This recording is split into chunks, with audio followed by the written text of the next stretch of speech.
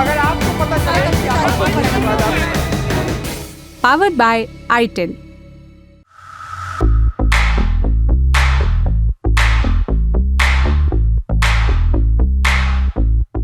दुनिया जहां के देश एक तरफ, अमेरिका में दिए गए नेता प्रतिपक्ष के या प्रधानमंत्री के बयान एक तरफ। जब आप ये कहते हैं कि एक समय आएगा कि आप गुरुद्वारा में नहीं जा पाएंगे, कड़ा नहीं पहन पाएंगे, टर्बन नहीं पहन पाएंगे, तो फियर मॉन्गरिंग, लोगों में डर फैलाने की पर आपका आरोप लगता है, जो स्वाभाविक है, बीजेपी ने उन पर लगाया है। हर आदमी ये चाहता है कि मैं पॉलिटिकली स्कोर कर लूं। राहुल गांधी भी यही चाहते थे, भारतीय जनता पार्टी भी ये चाहती थी। प्रधानमंत्री नरेंद्र मोदी ने भी जाकर फॉरेन सॉइल में कांग्रेस के खिलाफ बोला है, कांग्रेस के लीडरशिप के खिलाफ बोला है, मजाक उड़ाया है। रवनीत बिट्टू जब कहता है राहुल गांधी टेररिस्ट नंबर 1, ये कोई बात है? जेपी नड्डा जो अध्यक्ष है भारतीय जनता पार्टी के, उनके पूरे लेटर को पढ़ेंगे, उसमें कहीं रवनीत सिंह बिट्टू का नाम है। जो मोदी के इवेंट्स में जो लोग जाते हैं, not all Hindutva people, they are all pro India people. Photograph is always interesting. जिंदगी में कुछ भी हो सकता है।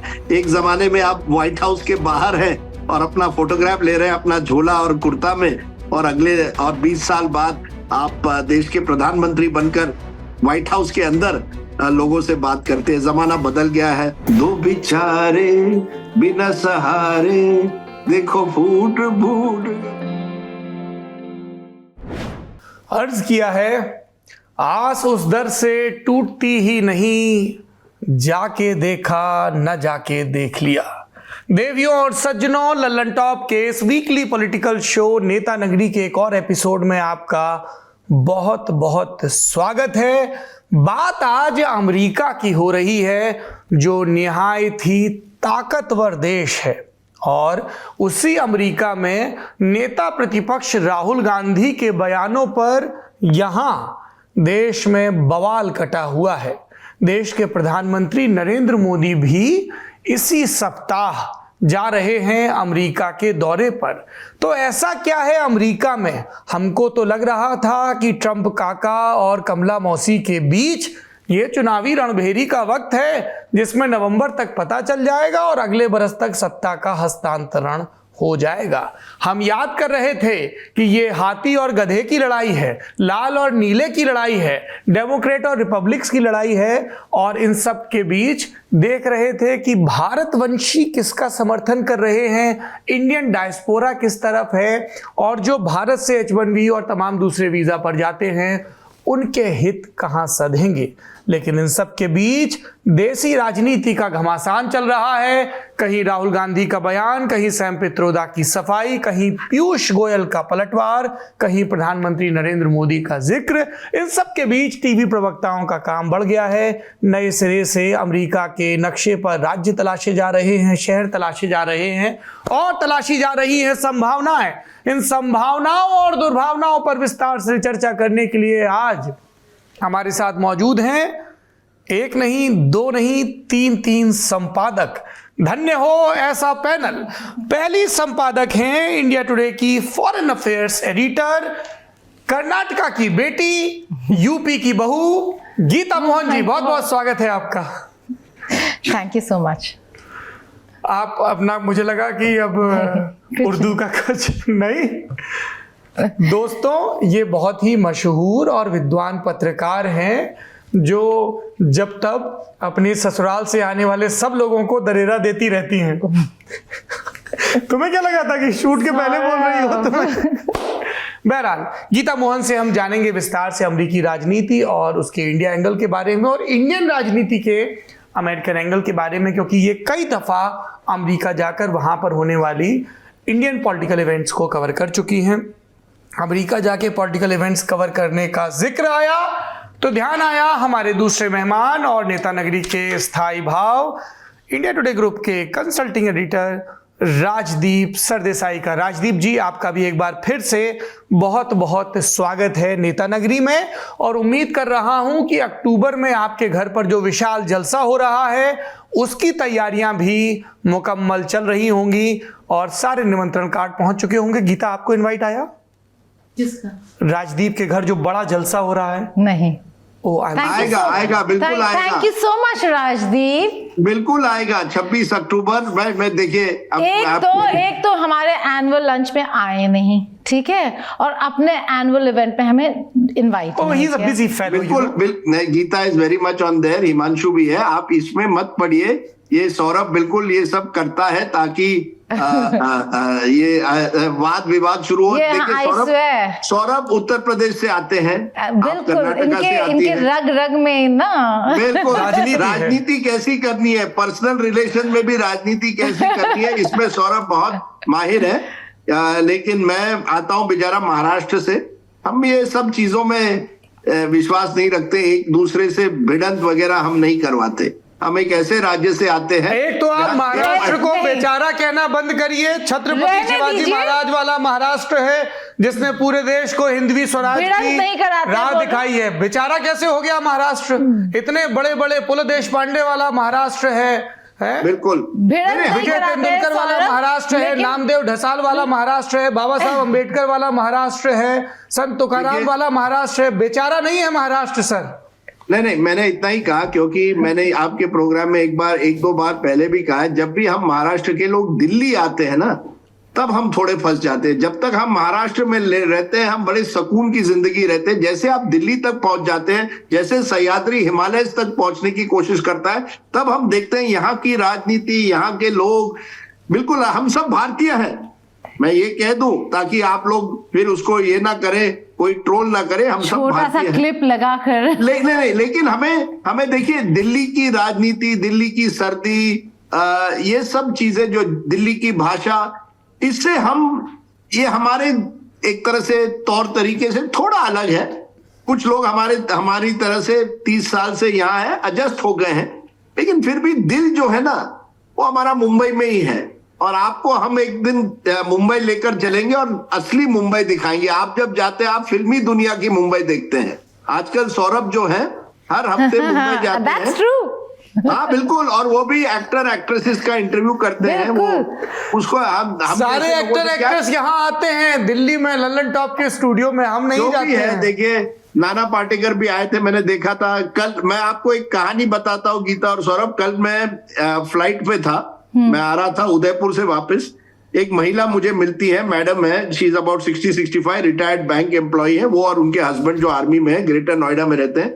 तो वो मुझे देखते हैं और कहते हैं, सर मुझे आपसे एक कहना है कि मैं बड़ी सौरभ द्विवेदी की फैन हूँ। और वो लगातार सौरभ की तारीफ करती रहती है, और बीच में मुझे कहते हैं मैं बीच में आपको भी प्रोग्राम में देख लेती हूँ।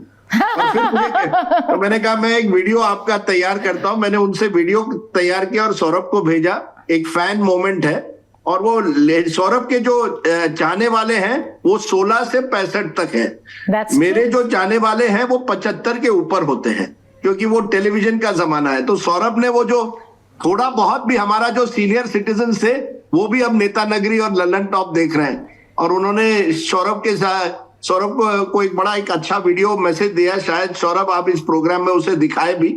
और वेरी इंटरेस्टिंग कि एक नया जमाना आ गया, नया स्टार है वो। ऐसा है ना, when Rajesh Khanna was at top, one day he had to give up so that Amitabh Bachchan took over. But now digital has taken over. हम पुराने जमाने के रह गए, हम राजेश खन्ना भी नहीं बन पाए। हम कहीं बीच में फंस गए, मुकरी या वो राजेंद्र नाथ के बीच में हम फंस गए 1960s के दशक में। देवियों और सज्जनों, आप सुन रहे थे वरिष्ठ टीवी पत्रकार और खेल स्तंभकार राजदीप सरदेसाई का ओपनिंग मोनोलॉग। इन्हें राजेश खन्ना से बहुत प्रेम है, मुझे समझ में आता है, क्योंकि एक दौर रहा है जो अभी भी कायम है, जिसमें राजदीप सरदेसाई का भी वही सुपरस्टार स्टेटस था। But coming to the point, this talks more about the character of mister Sardesai. कि इनके कलीग की तारीफ किसी ने की तो उन्होंने उत्साह से कैमरा निकाला, उसको रिकॉर्ड किया और मुझे भेजा भी। So thank you. May we all learn from you, जिसमें हमारे साथियों की तारीफ हो और हम उसको उतने ही सहज भाव से, बल्कि द्विगुणित प्रसन्नता से स्वीकार करें। Yes, ma'am. What's your name? My name is Mamta Mishra Mon. And what's your message to Saurabh? Saurabh ji, मैं ललन टॉप की फिदा वाली फैन हूँ, और आपकी जो जिस शिद्दत से आप बात करते हैं, मैं उसकी दीवानी हूँ। मेरी उम्र वैसे 65 हो गई है, दीवाना होने का वक्त नहीं है अभी, अब दीवानी से पार हो चुकी हूँ।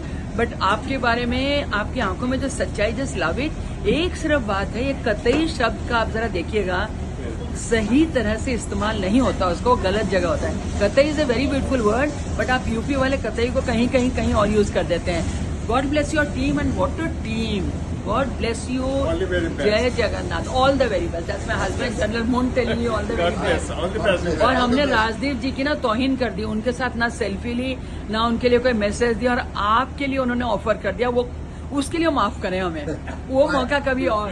Bye bye bye bye, thank. और अब जब तारीफों का दौर चल ही रहा है तो सरदेसाई साहब, मैं आपको पुनर्नवा के बारे में बताना चाहूंगा। संस्कृत का एक सुंदर शब्द भी है और एक जड़ी भी, जो अपने आप को लगातार नया करती रहे, नवोन्मेषित करती रहे।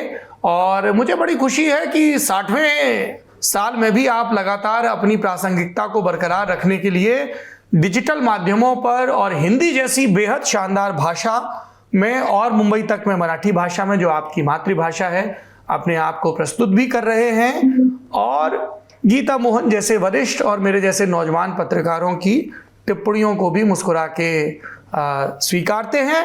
नौजवान और वरिष्ठ से याद आया, एक वरिष्ठ पत्रकार और है हमारे पैनल में जो अपनी नौजवानी पर दावा छोड़ने को तैयार नहीं है। स्वागत करिए इंडिया टुडे के आज तक के पॉलिटिकल एडिटर हिमांशु मिश्र का। कैसे हैं बंधु?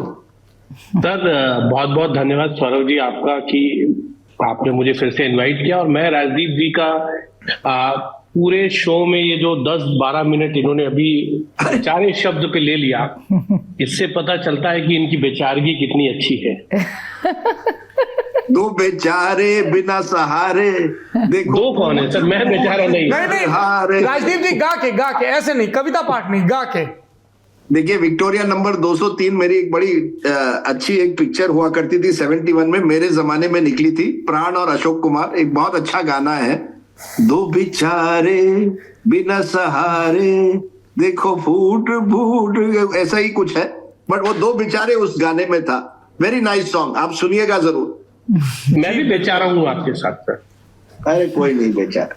तो आपने देखा कि कैसे दो ताकतवर पत्रकार लटियंस दिल्ली में, जिनकी हनक है अपने आप को बेचारा साबित करने की जुगत में लगे हैं, लेकिन आप दर्शक बहुत विद्वान हैं। पिछले हफ्ते हमने गणपति बप्पा मोरया किया था, बुद्धि के देवता हैं, आप में भरपूर बुद्धि है, आप दूध का दूध और पानी का पानी जानते हैं। चलिए इसी नीरशीर विवेक के साथ अब शुरुआत करते हैं नेता नगरी की। विषय प्रवर्तन का समय आ गया है। अमेरिकी राजनीति और भारतीय राजनीति पर एक साथ चर्चा करते हैं। सबसे पहले रुख करेंगे गीता मोहन का। गीता, दुनिया जहां के देश एक तरफ, अमेरिका में दिए गए नेता प्रतिपक्ष के या प्रधानमंत्री के बयान एक तरफ। एक सादा समझ तो ये कहती है कि सबसे ताकतवर देश है, दुनिया की फाइनेंशियल कैपिटल भी है, इसलिए वहाँ कहे हर बयान का महत्व है। भारत में डेमोक्रेसी की स्थिति क्या है, भविष्य में क्या होगा, इन सब के शुरुआती इंडिकेटर्स मिलते हैं। But why is it so important?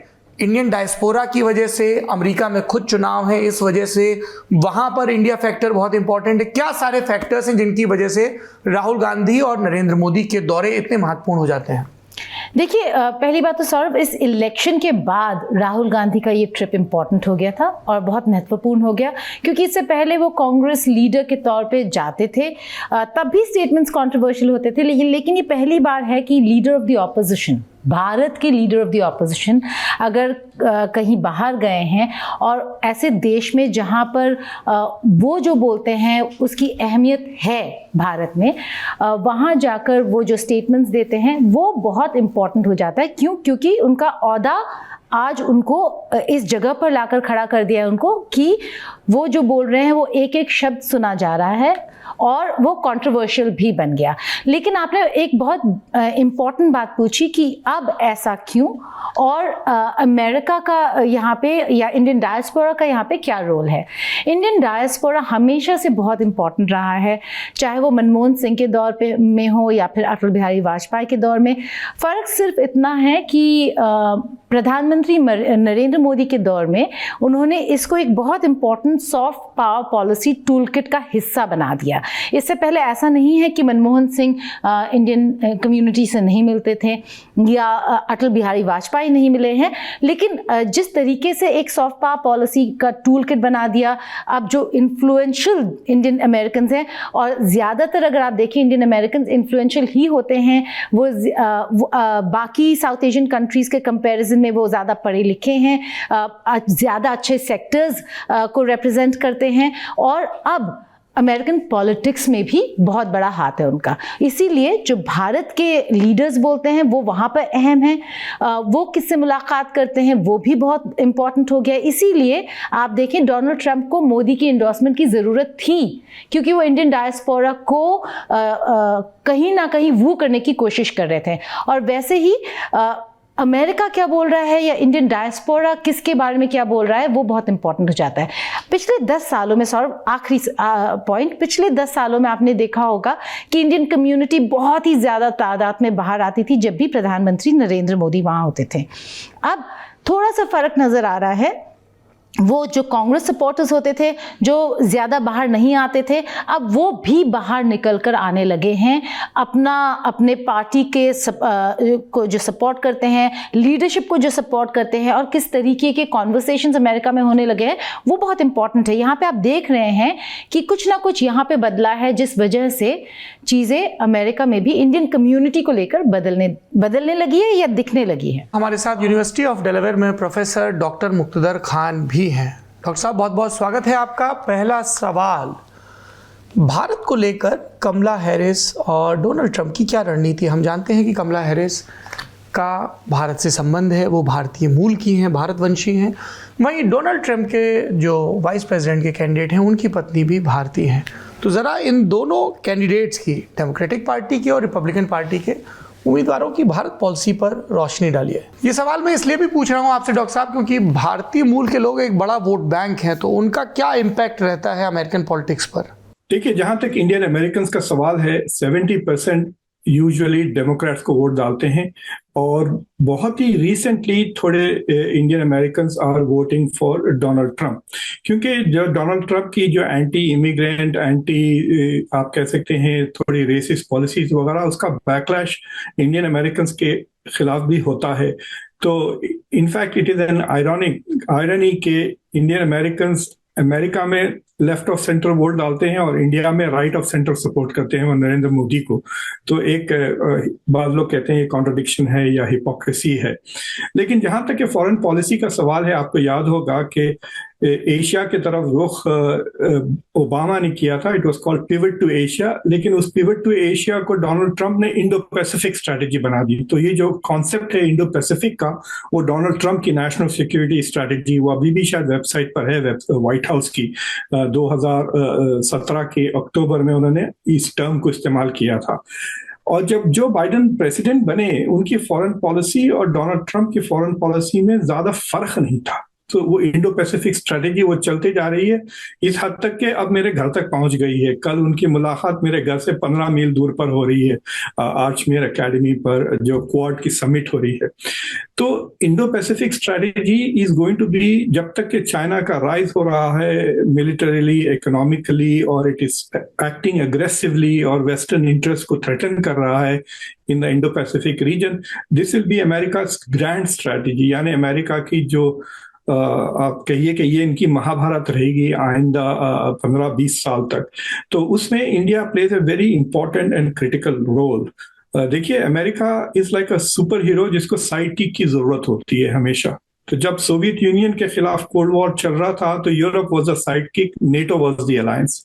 अब चाइना के खिलाफ इंडिया को वो साइड किक बनाने के चक्कर में है, और so India is very important. तो कोई भी एडमिनिस्ट्रेशन आए, ज्यादा पॉलिसी में फर्क नहीं पड़ेगा, बस बातचीत में और डायलॉग और डिप्लोमेसी में थोड़ा फर्क आएगा, क्योंकि जो डेमोक्रेट्स हैं they don't like Modi, they like India. तो उनके लिए इंडिया बहुत महत्वपूर्ण है, लेकिन मोदी के जो ह्यूमन राइट्स रिकॉर्ड्स को लेकर, रिलीजियस फ्रीडम इश्यूज को लेकर, उससे बहुत इख्तिलाफ होता है। तो एक segment of the democratic party doesn't like Modi at all. लेकिन जो रिपब्लिकन पार्टी है दे आर थोड़ा इंडिया के तरफ उतना वो उनका रुझान नहीं है जितना मोदी के तरफ है। दे लाइक मोदी, जिस तरह वो हंगरी के लीडर और बैंक को चाहते हैं, इस तरह जैसे पुराने ब्राजील के लीडर के को सपोर्ट करते थे। They like them because they are right wing ideologues, populist leaders हैं ट्रम्प की तरह। और जहां तक कि आपने वैंस की बेगम के बारे में, उषा के बारे में बात किया, आई डोंट थिंक के the spouses of Vance vice presidents का उतना इन्फ्लुएंस होता है। लेकिन कमला हैरिस के जो हस्बैंड हैं करंटली, ही इज जूइश, और कहते हैं कि he is being Jewish has helped Kamala Harris. देखें, इलेक्शन कोई भी जीते, इंडिया के लिए और इंडिया यूएस के relations are very strategically important, उस पर ज्यादा फर्क नहीं आएगा। बस फर्क ये आएगा whether the president will visit India or not, will Modi be treated better or not.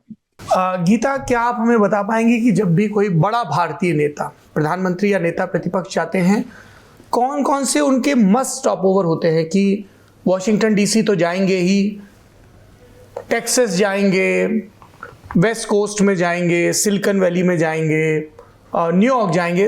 वो जरा अगर हम प्रधानमंत्री के पिछले दौरों को देखें और राहुल गांधी के पिछले दौरों को, तो कौन कौन सी मस्ट गो जगह हैं ये बताइए, और क्यों है वो मस्ट गो? देखिए, दो इम्पॉर्टेंट विजिट्स होते हैं। प्रधानमंत्री, भारत के प्रधानमंत्री को अगर फोकस में रखें और बात करें पहले, तो पहला होता है अगर कोई स्टेट विजिट है, अगर भारतीय प्रधानमंत्री का कोई स्टेट विजिट है तो उनका वॉशिंगटन डीसी जाना ज़रूरी है। और उसके बाद अगर वो किसी और स्टेट, सिटी जाना चाहे तो जा सकते हैं, क्योंकि बायलैटरल मीटिंग्स वॉशिंगटन डीसी में होते हैं, वाइट हाउस में होते हैं, और राष्ट्रपति अमेरिकन प्रेसिडेंट के साथ होते हैं। लेकिन सितंबर के महीने में जब भी भारतीय प्रधानमंत्री जा रहे होते हैं, वो नॉर्मली स्टेट विजिट नहीं होता। ऐसा हो सकता है कि स्टेट विजिट क्लब कर दिया जाए, स्टेट विजिट भी हो, लेकिन वो नॉर्मली होता है यूनाइटेड नेशंस जनरल असेंबली के सेशन के लिए, यानी कि संयुक्त राष्ट्र का जो सबसे बड़ा इवेंट होता है, एनुअल इवेंट, न्यूयॉर्क में होता है। तो भारतीय प्रधानमंत्री न्यूयॉर्क पहुंचते हैं, वहां पर मुलाकातें होती हैं। अगर स्टेट विजिट नहीं है तो वहीं पर ऑन द साइडलाइंस वो राष्ट्रपति बाइडेन अगर साथ उन्हीं दिनों में साथ हो तो मुलाकात होगी। ऐसा भी है कि जब भी न्यूयॉर्क में यूएनजीए हो रहा होता है, प्रेसिडेंट जो होते हैं राष्ट्र यूएस के, वो शुरुआती दौर में आते हैं, और प्राइम मिनिस्टर का नंबर, जो भारतीय प्रधानमंत्री का नंबर है, वो थोड़े कुछ दिनों बाद, ऑलमोस्ट एक हफ्ते का फर्क होता है। तो नॉर्मली यूएनजीए के साइडलाइंस पे ये मुलाकातें नहीं होती है। तो अगर स्टेट विजिट है तो यहाँ से वो वॉशिंगटन जाएंगे, वरना नहीं जाते हैं। इसके बाद आते हैं वो ऑप्शंस जिसकी आप बात कर रहे हैं कि इस ज़रूरी है, क्या ये ज़रूरी है कि वो हर स्टेट, न्यूयॉर्क के बाद कोई और स्टेट्स भी जाएं? ऐसा ज़रूरी नहीं है। हमने कई सारे पिछले विजिट्स देखे हैं जहाँ पर वॉशिंगटन तक ही जाकर सीमित हो जाता है पूरा विजिट, और उसके बाद वो प्रधानमंत्री वापस आ जाते हैं या फिर यूएन न्यूयॉर्क ही जाते हैं। वहीं पे शायद इंडियन कम्युनिटी का इवेंट कर लेते हैं, जैसे मोदी जी ने किया था अपने पहले दौरे पे मैडिसन स्क्वायर गार्डन्स, जो बहुत ही बड़ा इवेंट था। लेकिन अगर मनमोहन सिंह की बात करें या अटल बिहारी वाजपेयी की बात करें, वो ऐसे बहुत सारे सिटीज़ नहीं ट्रैवल करते थे। वो अपने आप को कन्फाइन करके रखते थे ऑफिशियल विजिट्स, और वहीं पर अगर इंडियन कम्युनिटी के साथ मुलाकात हो जाती है तो हो जाती है। तो ये दो बहुत इंपॉर्टेंट इवेंट्स होते हैं जहां पर प्रधानमंत्री नरेंद्र मोदी, प्रधानमंत्री भारत के, जा सकते हैं। लीडर ऑफ द ऑपोजिशन की अगर बात करें तो वो कन्फाइंड नहीं होते हैं कहीं पर भी, वो किसी भी सिटी जा सकते हैं, कहीं पर भी किसी भी स्टेट में कर सकते हैं। लेकिन अगर उनके ऑफिशियल मीटिंग्स होने हैं तो वो वॉशिंगटन का दौरा ज़रूर करेंगे। सिटीज़ की अगर बात करें, इंपॉर्टेंट सिटीज़, ज़्यादातर ऐसे सिटीज़ पर फोकस होता है जहाँ पर भारतीय समुदाय की जो पॉपुलेशन है वो थोड़ी ज़्यादा हो, वो थोड़ी ज़्यादा तादाद में हो। ईस्ट कोस्ट में अगर हम देखें तो न्यूयॉर्क, न्यू जर्सी, इन सारे इलाकों के अराउंड अगर आप कोई भी कम्युनिटी इवेंट करेंगे, चाहेंगे भारतीय समुदाय से मिलना, तो आपके लिए ज़्यादा अच्छा होगा।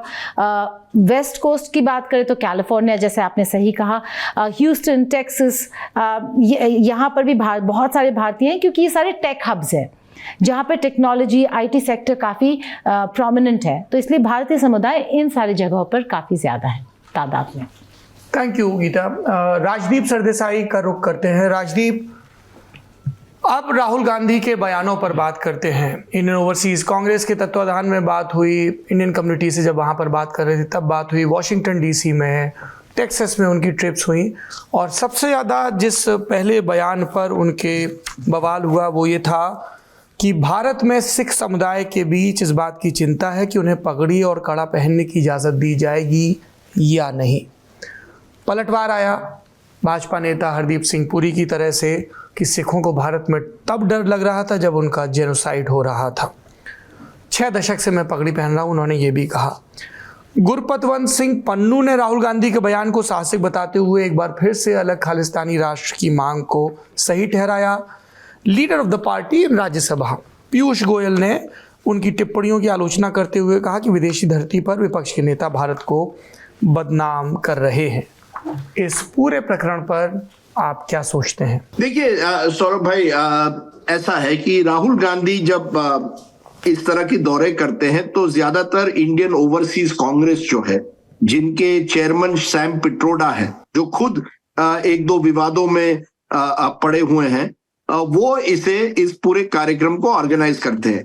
वो और कुछ कैलिफोर्निया से हैं, कुछ टेक्सास से हैं, जो कांग्रेस से नजदीक माने जाते हैं, और सैम पिट्रोडा के खासकर नजदीक माने जाते हैं। सैम पिट्रोडा वो व्यक्ति हैं जो ये पूरा कार्यक्रम ऑर्गेनाइज करते हैं।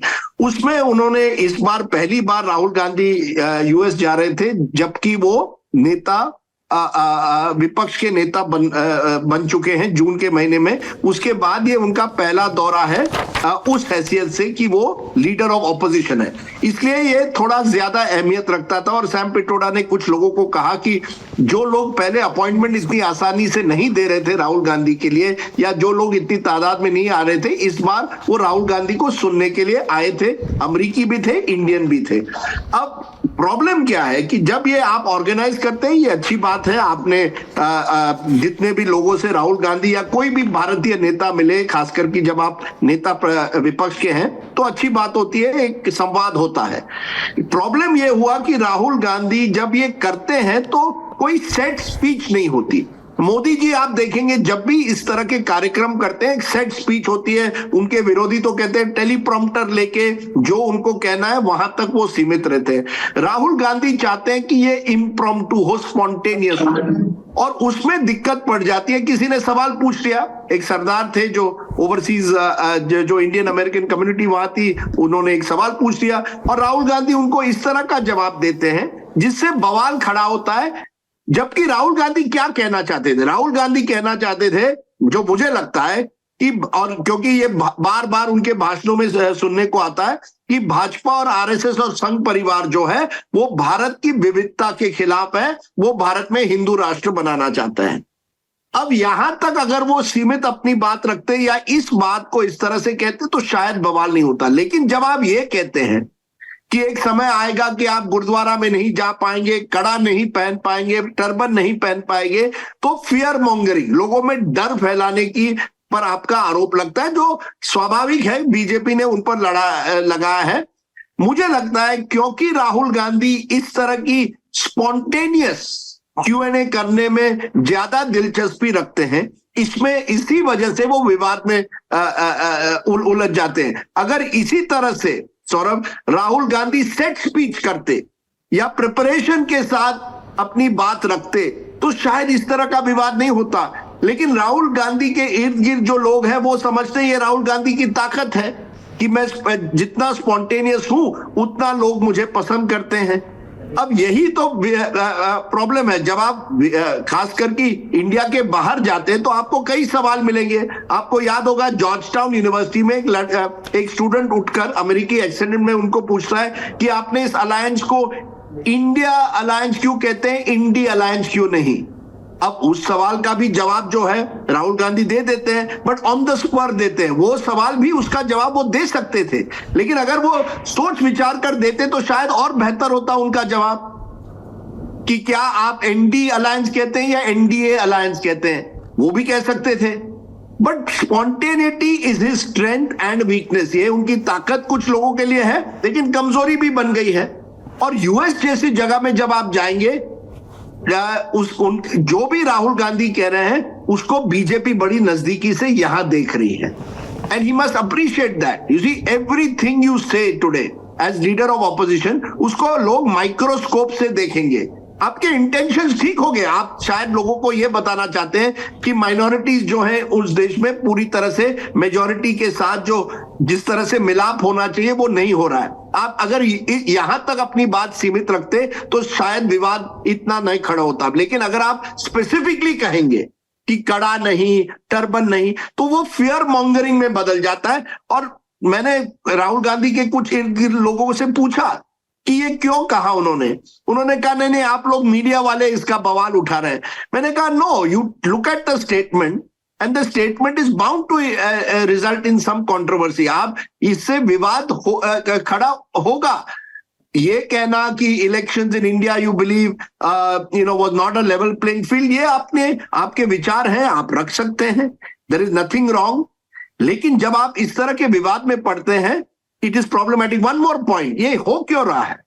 प्रॉब्लम सौरभ क्या हुई है कि आज कोई इंडियन यूनिवर्सिटी राहुल गांधी को नहीं बुलाएगा.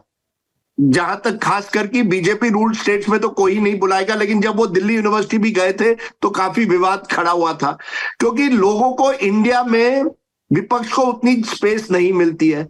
तो राहुल गांधी के इर्द गिर्द लोग क्या कहते हैं, चलिए यूएस या यूके जाते हैं, वहां हम खुली तरह से बात कर सकते हैं, लोग हमारी बात सुनेंगे and we will be able to put our point of view. क्योंकि हमारे देश की राजनीति पार्लियामेंट में हो या पार्लियामेंट के बाहर हो, इतनी कड़वाहट से और इतनी टकराव की राजनीति हो गई है. तो कई नेता बाहर, अब आप देखेंगे मोदी जी भी जब बाहर जाएंगे, he will also probably express his idea of India. और उन्होंने पहले भी किया. ऐसा नहीं है कि मोदी जी की आप का भाषण लीजिए 2015 में साउथ कोरिया में, जहां वो कह रहे हैं 2014 के बाद ही, 2014 के पहले लोगों को पसंद नहीं था ये कहना कि मैं भारत से हूं. 2014 से के बाद स्थिति बदल गई है. तो कई नेता जो हैं, जो पहले नहीं हुआ करता था, पहले इस तरह की बयानबाजी जब आप देश के बाहर जाते थे उस तरह की नहीं होती थी.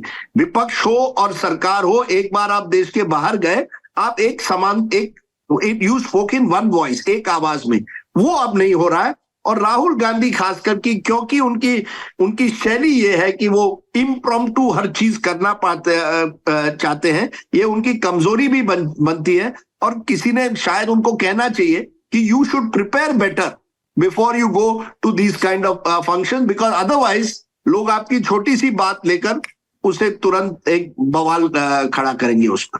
Before we talk about this mess जिसमें दोनों पॉलिटिकल पार्टी इंडल्ज हैं, मैं अपने दर्शकों को बता दूं, राहुल गांधी ने पहले तो ये सिख धर्म को लेकर बयान दिया कि एक सिख व्यक्ति को इशारा करते हुए कि लड़ाई इस बात की है कि एक सिख होने के नाते क्या उन्हें भारत में अपनी पगड़ी पहनने की अनुमति मिलेगी. ये सब जब आप नेता प्रतिपक्ष के तौर पर, भले ही सैम पित्रोदा कहें कि नेता प्रतिपक्ष के तौर पर ये उनका दौरा नहीं था, कांग्रेस नेता के तौर पर था, व्यक्तिगत था वगैरह वगैरह. पंजाब एक ऐसा राज्य है जो मिलिटेंसी से दशकों तक जूझा है. पंजाब वो राज्य है जहां पर मिलिटेंसी के दौर में स्वर्ण मंदिर में चरमपंथियों ने कब्जा किया, ऑपरेशन ब्लू स्टार हुआ, और फिर उसी के आगे के क्रम में और एशियाड के दौरान भी बहुत सख्ती हुई, निरंकारियों पर हमला. एक लंबी फेहरिस्त है जिसमें सब लोग अपनी अपनी पीड़ाओं का हिसाब लिए बैठे हैं. पर पंजाब जला, देश की प्रधानमंत्री की हत्या हुई, ये भी हमारे समय का सच है. ऐसे में ये एक इतना संवेदनशील विषय है जिस पर किसी भी किस्म की लापरवाही सत्ता पक्ष और प्रतिपक्ष को नहीं करनी चाहिए. स्पॉन्टेनियस बोलें, सोच समझ कर बोलें, अपनी राजनीति के लिए बोलें, सब समझ में आता है. हमने बात की कि किस तरह से नेता प्रतिपक्ष ने लापरवाही से भरा बयान दिया, और जब उनके साथी कह रहे हैं, मीडिया पर दोष मढ़ रहे हैं. वैसे भी राहुल गांधी हो या नरेंद्र मोदी, दोनों को मीडिया के पाले में गेंद डालने का शौक है. अब देखिए, मैं सौरभ भाई, सर मैं आ रहा हूं सर, प्लीज सर, एक सेकंड. अब राहुल गांधी के दौरे के बाद जो बयान आते हैं बीजेपी नेताओं के, वो 3 बयान देखिए. तरविंदर सिंह मारवाह कहते हैं, राहुल गांधी बाज आ जा, वरना तेरे टाइम में वही होगा जो तेरी दादी का हाल हुआ था. हम सब जानते हैं कि राहुल गांधी की दादी और देश की प्रधानमंत्री इंदिरा गांधी की जघन्य ढंग से हत्या कर दी गई थी. सीधे तौर पर धमकी है. केंद्रीय मंत्री रवनीत सिंह बिट्टू, जो अभी कल तक कांग्रेसी हुआ करते थे, रवनीत बिट्टू के परिवार में भी शहीदी हुई है. कांग्रेस के मुख्यमंत्री रहे. बेअंत सिंह आतंकवादी घटना के शिकार हुए, उनकी हत्या कर दी गई सचिवालय में पंजाब के विधानसभा के। उन्होंने कहा कि राहुल गांधी हिंदुस्तानी नहीं, उन्हें भारत से प्यार नहीं, सिखों को बांटने की कोशिश कर रहे हैं, टेररिस्ट नंबर 1 हैं, इनाम दिया जाना चाहिए। अब इस पर सुप्रिया सिनेत कह रही हैं कि वो सत्ता के लालच में बोल रहे हैं। बुल्ढाना से विधायक संजय गांवकवाड़ ने कहा कि राहुल गांधी पिछड़े और आदिवासियों का आरक्षण खत्म करना चाहते हैं, उन्हें इसका इनाम मिलेगा, जो भी राहुल की जीभ काटेगा उसे 11 लाख रुपए दिए जाएंगे। ये 3 बयान सत्ता पक्ष के। कांग्रेस के नेता खड़गे कहते हैं प्रधानमंत्री को चिट्ठी लिखकर उन्हें 74वें जन्मदिन पर बधाई देते हुए कि भाजपा और सहयोगी दलों के नेता आपत्तिजनक भाषा और हिंसक भाषा का इस्तेमाल कर रहे हैं, ऐसे नेताओं पर लगाम लगाएं। जेपी नड्डा जवाब में लिखते हैं कि आपके नेता पिछले 10 साल से प्रधानमंत्री मोदी को 110 से ज़्यादा गालियां दे चुके हैं, तब राजनीतिक शुचिता, मर्यादा, अनुशासन, शिष्टाचार कहाँ गया। फिर इस पे प्रियंका गांधी कहती हैं कि चिट्ठी लिखी खड़गे ने मोदी को, जवाब दे रहे हैं नड्डा जी, और उसमें भी ये सब बातें कर रहे हैं। कुल जमा भारत की जनता ये देख रही है कि ये भाजपाई और कांग्रेसी जो हैं, इनकी भाषा कैसी है, ये एक दूसरे को क्या क्या नहीं कह रहे हैं, कितना आसान हो गया है लानतें मढ़ना।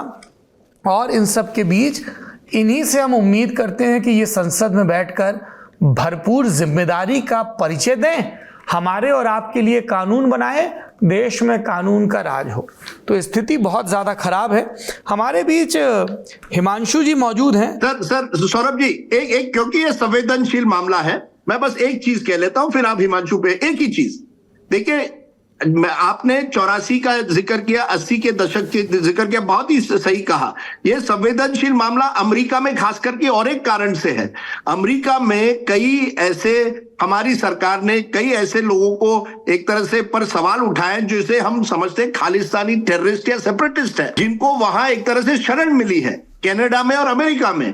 अब ऐसे माहौल में जब आप अगर इस तरह का बयान करेंगे तो उसका विवाद तो खड़ा होगा। इसीलिए आपने सही कहा, संवेदनशील मामले में कोई स्पॉन्टेनिटी नहीं हो सकती। मैं ये दोहराना चाहता हूं, राहुल गांधी बाकी मामलों में अपनी तरह से आप भाजपा की संघ की आलोचना करें, आरक्षण को लेकर बयान दें, क्रोनी कैपिटलिज्म को लेकर बात करें, आपका एक पॉलिटिकल स्टैंड है। और ऐसा नहीं कि वो हर जगह गड़बड़ कर रहे हो, यहां तो उन्होंने ब्लंडर किया, वो स्वीकार है ना स्वीकार है, कांग्रेस आईटी सेल इस पर जो अपना स्टैंड ले और जिसको ट्रोल करना चाहे करे, बिल्कुल। लेकिन कुछ एक जगहों पर उन्होंने समझदारी का परिचय दिया, जैसे चीन पर पूछा गया सवाल, या सॉरी भारत अमेरिकी संबंधों पर जब सवाल पूछा गया तो उन्होंने कहा मुझे नहीं लगता इंडियन पॉलिसी पर ट्रंप या कमला हैरिस में मतभेद होंगे, दोनों देशों के बीच संबंधों को लेकर दोनों तरफ से बुनियादी तौर पर बातें स्वीकार की जाती हैं, इस मुद्दे पर मोदी से कोई ज्यादा मतभेद होगा ये भी नहीं है।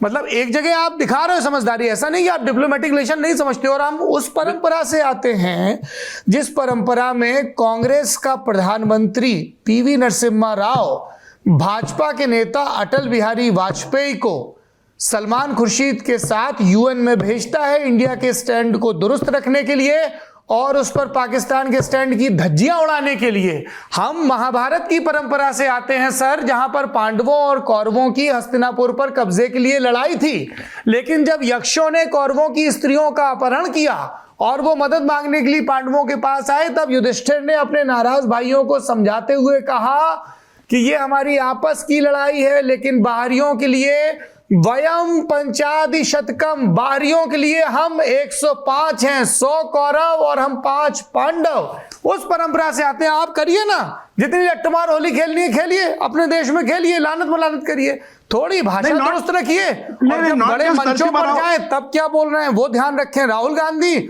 और केंद्रीय मंत्री क्या बोल रहे हैं वो भी ध्यान रखें। नहीं सौरभ जी, आपने एक बात की जिक्र किया नरसिम्हा राव का, मैं आपको बताऊं, राजीव गांधी ने अटल बिहारी वाजपेयी को यूएन भेजा था as part of a delegation, और तब अटल बिहारी वाजपेयी को वहां किडनी ऑपरेशन था, तो वो सहूलत जो उनको मिली दैट वाज कर्टेसी इन अ वे राजीव गांधी।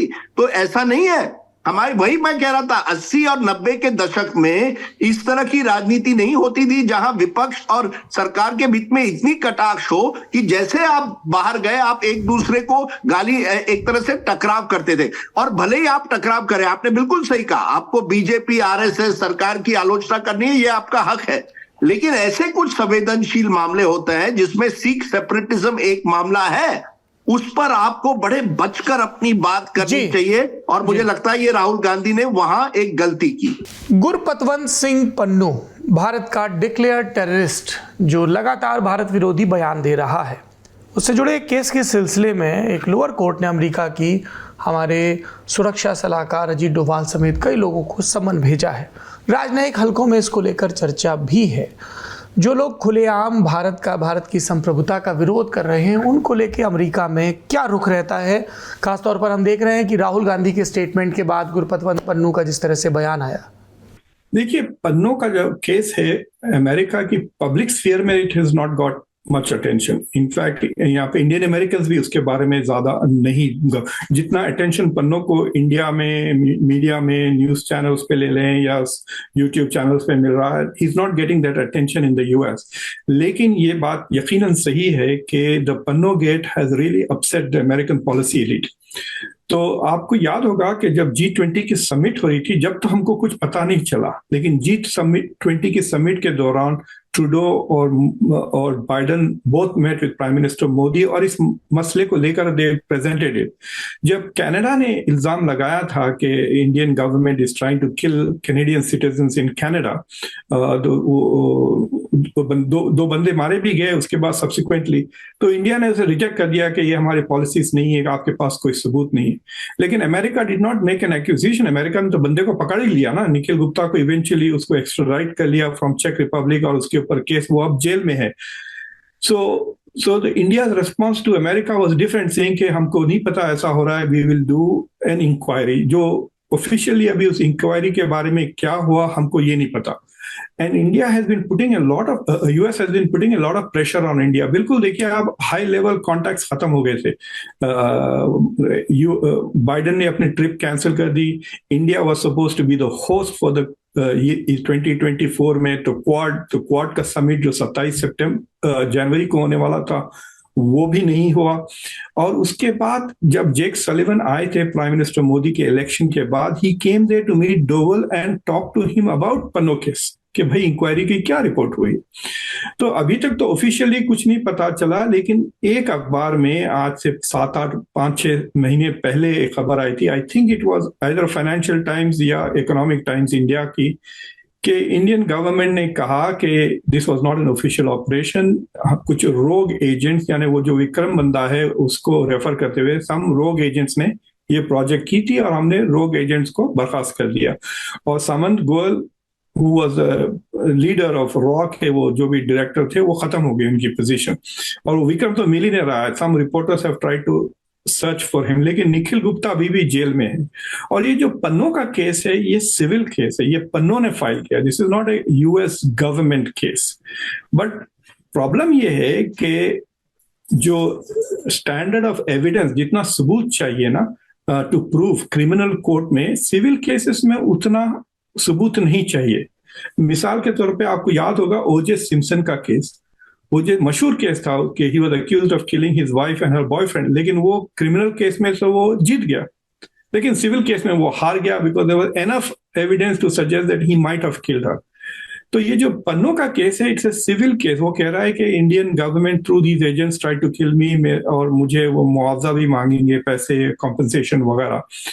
तो इट इज क्वाइट पॉसिबल कि निखिल गुप्ता क्रिमिनल जो केस मर्डर का चार्ज लगा हुआ है उन पर, hire for murder, he could even escape that. लेकिन पन्नू का केस पन्नू जीत सकता है, क्योंकि एविडेंस जो चाहिए प्रूफ करने के लिए, दैट इज क्रिटिकल।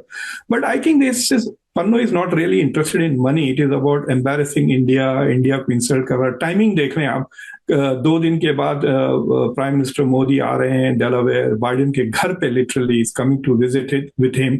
बाइडन उनको अपने फेवरेट हाई स्कूल, जहां से उन्होंने हाई स्कूल की एक आर्चमेयर अकेडमी कहकर हैं वहां पर, तो वहां पे उनकी मुलाकात होने वाली है। तो ही इज टाइमिंग दिस। तो अब क्या होगा, मीडिया में यही कवरेज साइमल्टेनियसली चलते रहेगा। क्वाड समिट का कवरेज होगा, फिर ये पन्नू गेट का कवरेज होगा। अभी रुक कर रहा हूं हिमांशु का इस इंफॉर्मेशन के साथ कि 21 से 23 सितंबर तक अमेरिका के दौरे पर हैं प्रधानमंत्री मोदी। वहां पर वो डेलावेयर में क्वाड समिट में शरीक होंगे, शामिल होंगे। अगर क्वाड समिट के बारे में, क्वाड के बारे में आपको विस्तार से जानना हो तो ललन टॉप ने इस पर मास्टर क्लास की थी। हमारे जो प्रोड्यूसर साहब हैं गौरव ताम्रकार जी, वो इसका लिंक लगा दें। न्यूयॉर्क में Modi and US progress together event है, इसमें वो अटेंड करेंगे इसको। पहले भी उनके न्यूयॉर्क में इवेंट्स हो चुके हैं। जो पहला इवेंट था बतौर प्रधानमंत्री, उसमें राजदीप सरदेसाई भी मौजूद थे। बहरहाल वो बातें फिर कभी। एक चर्चा ये भी चल रही है कि क्या ट्रंप और मोदी की मुलाकात होगी, और इसी चर्चा से ये प्रश्न भी शुरू होता है कि कमला हैरिस बनाम डोनाल्ड ट्रंप भारत के लिए ज्यादा मुफीद कौन सा है। एक क्विक टिप्पणी ट्रंप मोदी पर गीता आपसे, then will go to Himanshu. ठीक है। देखिए, अगर कमला हैरिस, कौन बेहतर है, कमला हैरिस या डोनाल्ड ट्रंप भारत के लिए, या आप इंडियन कम्युनिटी की बात कर रहे हैं? भैया देखिए, ऐसा है कि मैं बहुत ही, एक अंग्रेजी का शब्द है जिसको बोलते हैं प्रैग्मेटिज्म। जो भारत के लिए अच्छा हो वो हमारे लिए अच्छा है, बाकी सब अपना अपना देख लें। हमारे राष्ट्रीय हित हमारे लिए सर्वोपरि है, खत्म बात। देखिए, कुछ इश्यूज में कमला हैरिस भारत के लिए बहुत अच्छी होगी क्योंकि वो कंटिन्यूटी लाएगी। बाइडेन एडमिनिस्ट्रेशन और प्रधानमंत्री नरेंद्र मोदी के बीच में जो जो डील्स हुए थे, जो जो कॉन्ट्रैक्ट्स हुए, जिस तरीके से एडवांस टेक्नोलॉजी पे आगे बढ़े, कमला हैरिस उसको आगे लेकर जाएगी। पर उनकी एक इमेज है कि वो, ऐसा लगता है कि वो बहुत पसंद नहीं करती हैं प्रधानमंत्री मोदी को, उनकी पॉलिटिक्स से बहुत इत्तेफाक नहीं रखती हैं। बिल्कुल नहीं रखती इत्तेफाक, इसलिए ह्यूमन राइट्स को लेकर जिस तरीके से बाइडेन शायद बहुत स्ट्रांगली नहीं बोलते थे, यहाँ पर शायद बोलने लगे कमला हैरिस। क्योंकि अगर आप उनके कैंप को देखें, डेमोक्रेट्स में जो उनके सपोर्टर्स हैं, ऐसे कुछ सपोर्टर्स हैं जो कश्मीर के मुद्दे को लेकर काफ़ी बार चर्चा कर चुके हैं और मैटर्स रेज कर चुके हैं, या फिर ह्यूमन राइट्स को लेकर। तो इस एक एरिया में भारत और अमेरिका के रिश्ते शायद फिर से कुछ तनाव आपने ये कहा, मुझे इल्हान उमर का प्रसंग याद आ गया जो राहुल गांधी के साथ मुलाकात में मौजूद थी, और इस पर बहुत चर्चा हुई कि एक ऐसी शख्सियत, ऐसा लॉ मेकर जो खुले तौर पर पाकिस्तान के कब्जे वाले कश्मीर में जाता है और कश्मीर के प्रसंग पर पाकिस्तान के रुख की हिमायत करता है, जो लगातार हमलावर रहता है भारत के स्टैंड को लेकर, वहाँ कैसे रह सकते हैं? बहरहाल जी बताइए कमला हैरिस। और अगर आप ट्रंप की बात करें तो ट्रंप और प्रधानमंत्री नरेंद्र मोदी की दोस्ती अलग, काम भी बहुत हुआ था दोनों एडमिनिस्ट्रेशंस के बीच, लेकिन बहुत काम नहीं भी हुआ सौरभ, बहुत लोग नहीं जानते हैं।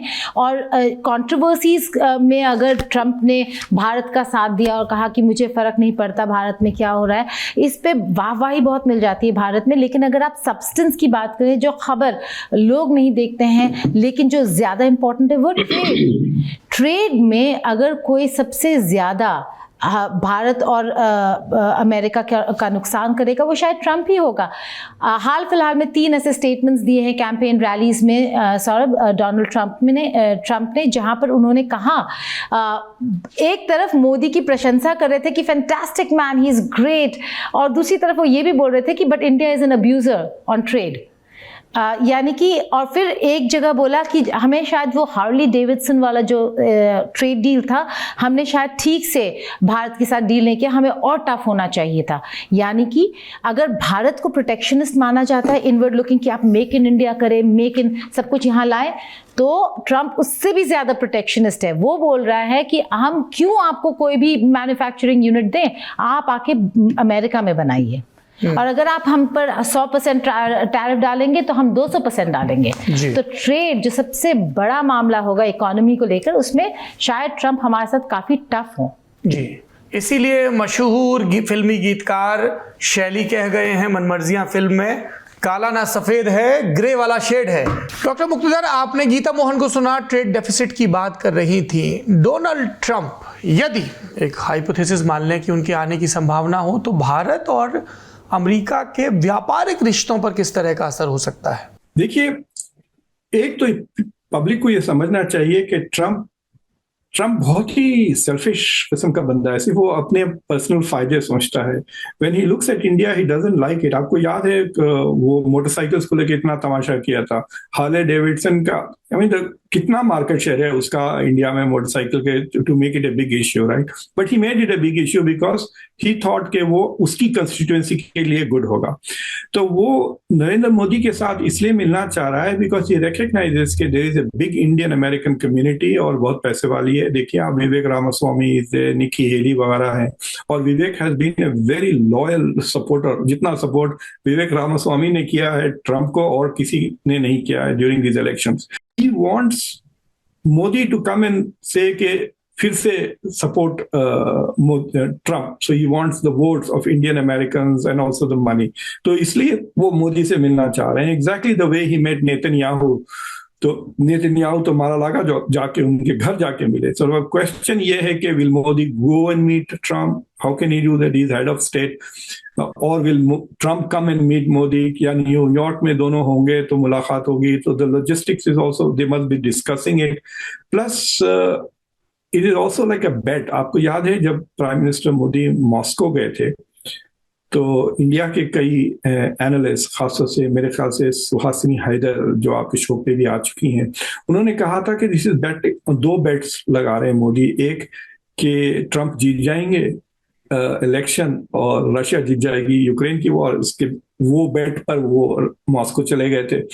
तो now it is for him to bet, right? Biden से वो मिल सकते हैं because he is a president, but if he meets Trump and does not meet Kamala Harris and Kamala Harris wins the election, तो problem हो जाएगा। And if he does the other way around, तो वो भी problem हो जाएगा। So he can't be seen as interfering in domestic American politics, खासतौर से जब इंडिया ने इतनी शिकायतें की America interferes in India's elections। तो I don't know, either he should meet with both or he should not meet any one of them। ये मेरी एडवाइस है प्राइम मिनिस्टर, तो या तो दोनों से मिलें या किसी से ना मिलें।